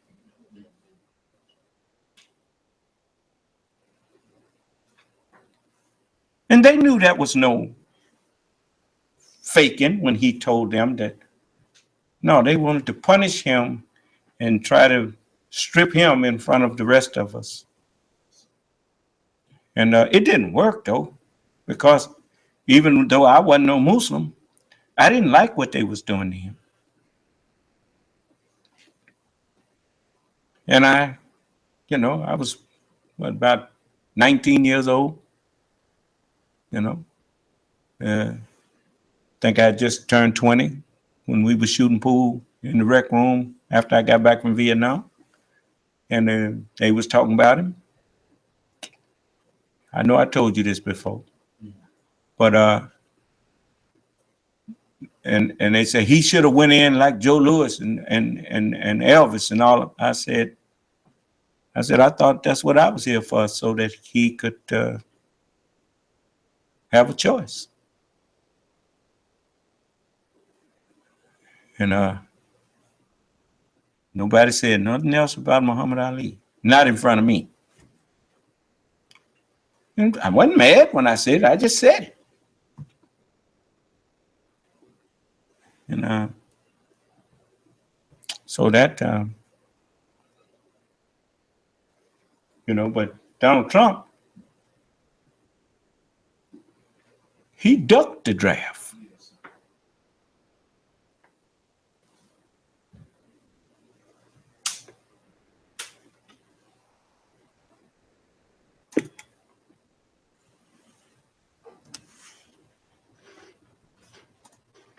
Although he can't remember which heel.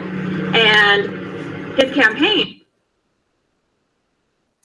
Donald has said himself that he has bone spurs or foot spurs in his heel. That's what it was. That's why he didn't go to Vietnam. Although he can't remember which heel. And his campaign put out that Donald didn't go to Vietnam. It's just because his lottery wasn't called. Because at the time, they had a lottery to decide when to call up troops. So his campaign is saying something totally different than what Donald is saying. And Donald's records show that it was a medical deferral. So why is his campaign saying that it's because his lottery wasn't called? Is it because they don't want to focus on that fact? I'll put a link to the petition below. And I don't know if it has any grounds, but I don't think people of America know this about Donald Trump.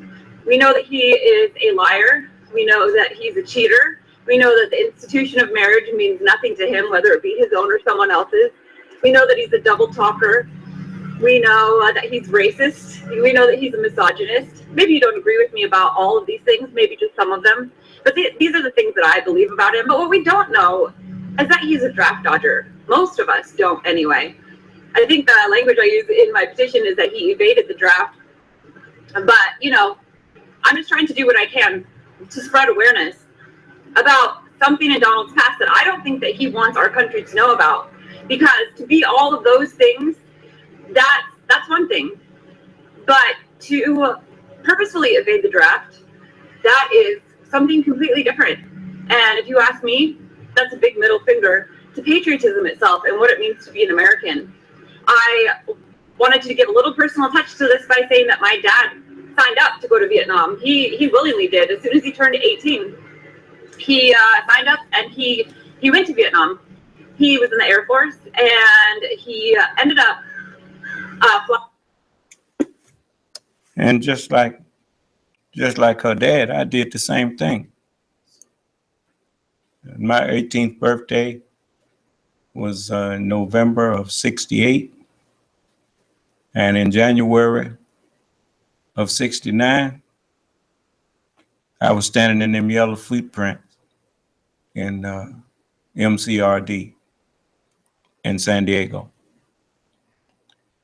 And in September of '69, I was in Vietnam, where one of the brothers that I Yeah, I volunteered. One of the brothers that I grew up with, he was older than me. He was with my older brothers. He fell into some punji pit. He got killed over there. And, you know, I was, you know, I wanted to go to Vietnam. And so I was in there and I went. So I understand what she's saying about her dad.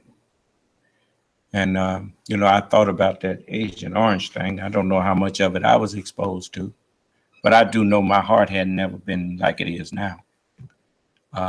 Sometimes it, you know, just I have that issue, but that's just par for the course. I have other people that suffered that. So naturally, in all of their affliction, I was afflicted. Yes. I'm not bitter. I just, I accept what Allah have for me. And I just know who I am and I know what I'm here for. And this young lady, her dad looked like, you know, he and I probably was the same age. And so she is talking about this man who running around here now insulting everybody, talking about he wants to be president of the country that he didn't think enough of to join the military It's one thing, I don't fault no one for having a conscience about they just can't kill nobody, because I can't join now. I can't go and join and tell you that I'm gonna help you kill nobody. I just can't do it because it's against my conscience. Now, a conscientious objector, I have no problem with that as long as they really hold that belief. But somebody who wants to, you know, I mean, here's a man say he ain't never asked God to forgive him for nothing. So he ain't no conscientious objector. He's just a coward. Do you understand? No, I ain't got no stomach for him. And I can tell he's a coward because he get in a crowd of people and see a few people heckle him, and he encouraged the crowd to beat the people up. What is that? Oh. I'm through Agent Orange countless times. And when he got back after his service was up, his body started to, his immune system progressively disintegrated in the way that it started to attack his own organs, his own body in a progressive order. He's had kidney failure, liver failure. He's diabetic where he wasn't before, colitis. He doesn't have a colon. They had to remove it because it was precancerous. My dad received a liver transplant in 2001 at the University of Washington, and that's why he's alive today. After years and years and years of being on the transplant list and being so sick, he was almost going to die if we hadn't received the gift of life from our family's donor. The grace that saved my dad and saved our family. So this is my dad.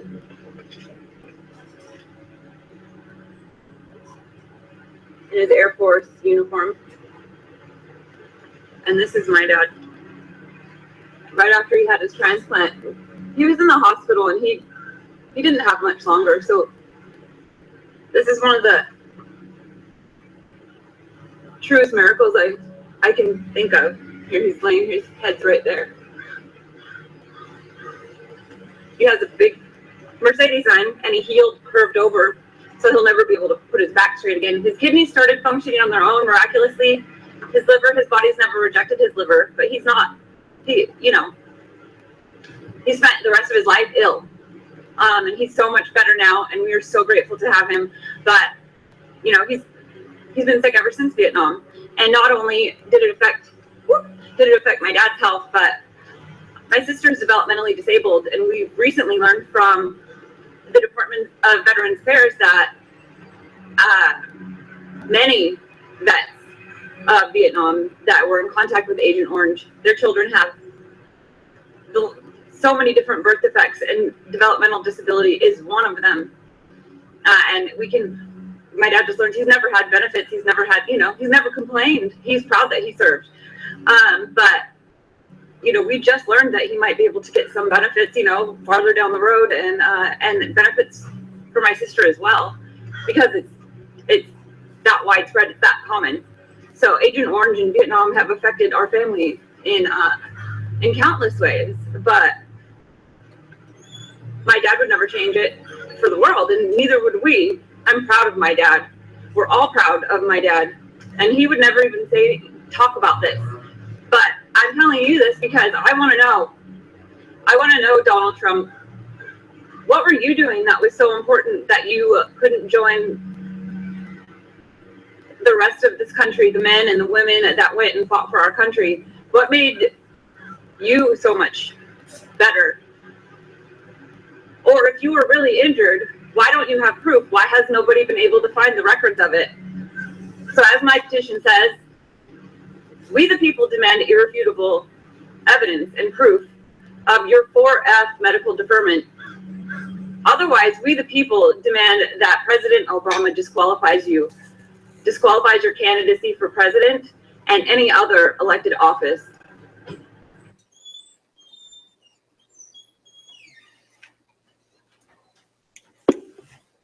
What I want to say to that is that the best way to disqualify him is at the voting box. And to do just what you doing there, Melissa. Did you say her name was Melissa? And I pass this on like you asked me to, like you asked the people to that see it. Because,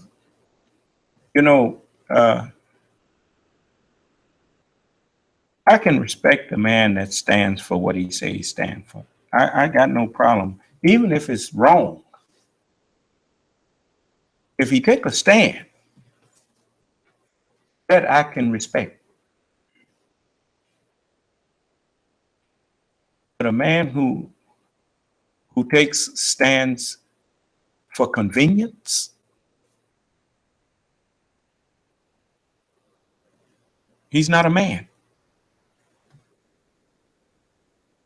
There's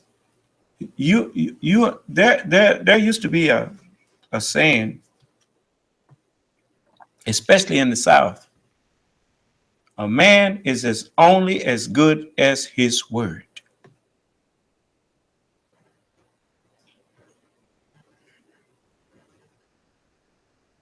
If your word ain't nothing,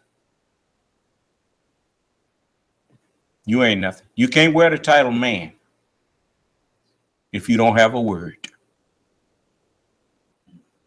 If your word is not your bond, you have not yet reached manhood. You see?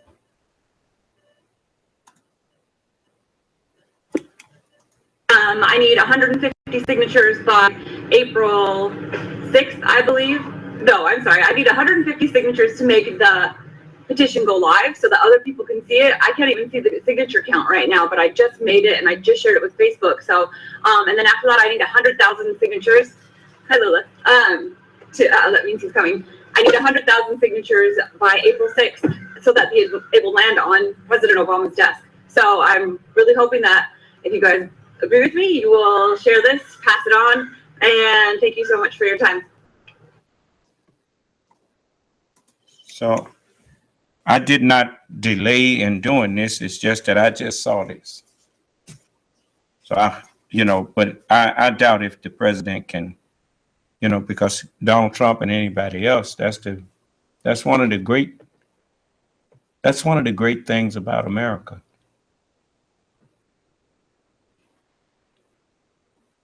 Anybody can run for president.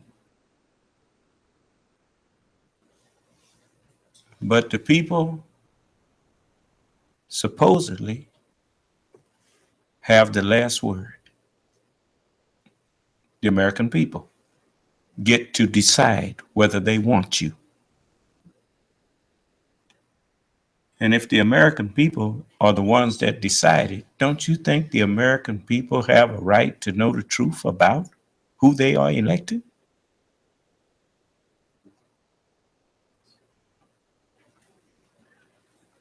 That's another reason I agree with Bernie Sanders. We need to take all this money out of the political arena. And we need to have a media that's open and honest.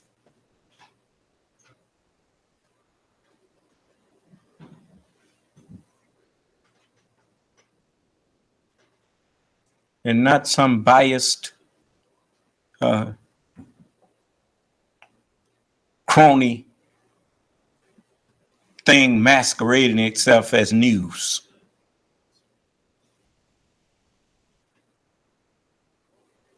You see how I conduct my class? I let anybody that disagree with me come in and disagree. You see that?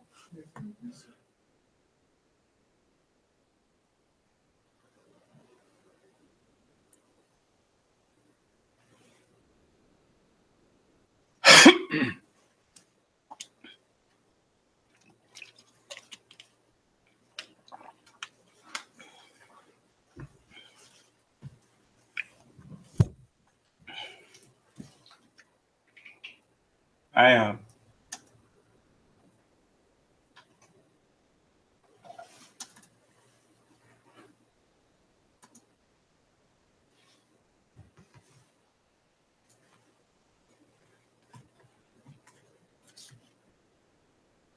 I think I will.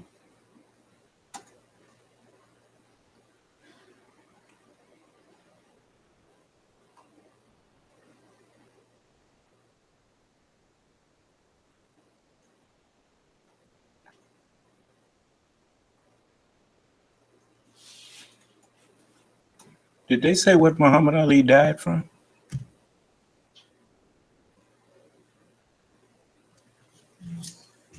Did anybody hear what he passed away from? Was it the Parkinson's disease? Final?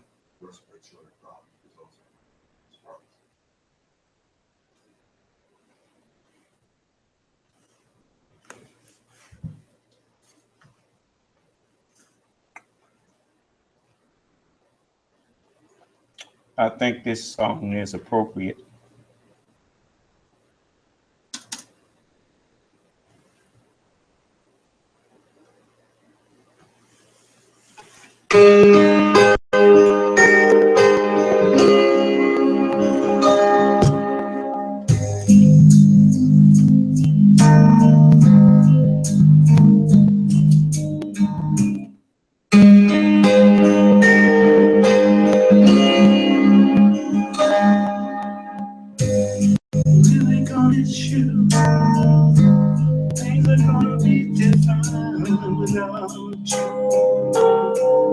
Yes, they are. Time's gonna be hard and slow for the rest of my life. Gonna be thinking about. Yes, we are. The time came when you had to go. I miss you, my brother. I miss you, my friend. And I promise my love for you will never end.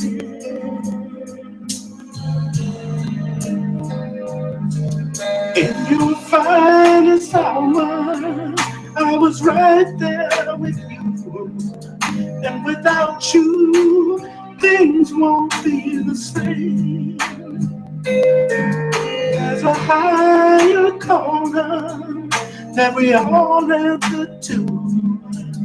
And you heard him call your name. Really gonna miss you. Everything about you your smiling face. I know you want us all to be strong. Really gonna miss you.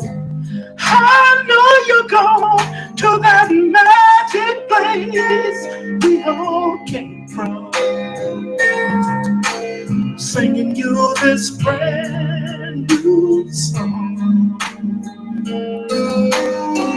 I miss you, my brother. I miss you, my friend. And I promise my love for you will never end. Really gonna miss you. I'm gonna miss you.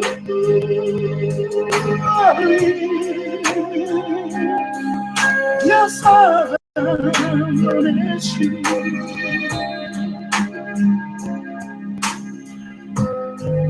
Gonna miss you.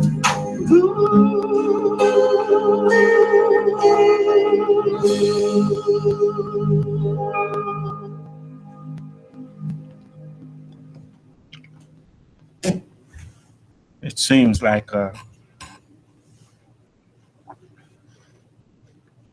you know, if you know the history of us, I know he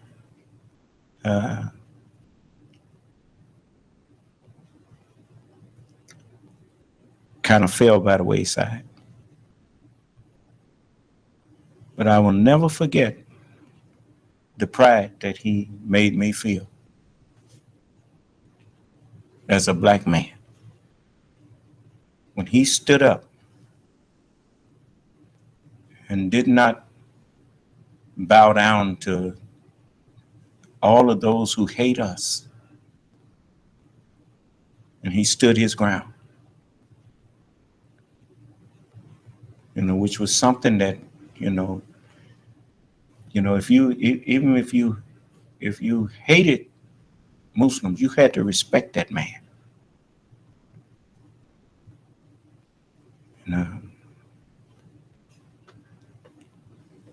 I just sorry to hear of his passing. But as the messenger said, it ain't one of us that ain't on the same road until we find out how not to get on it. So I'm going to stop here. Did anyone have something they wanted to ask me before I let you go?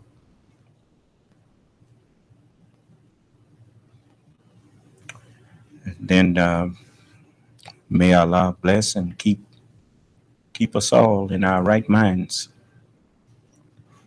who hunger and thirst for his righteousness.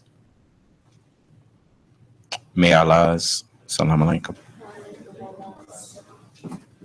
Your conference recording.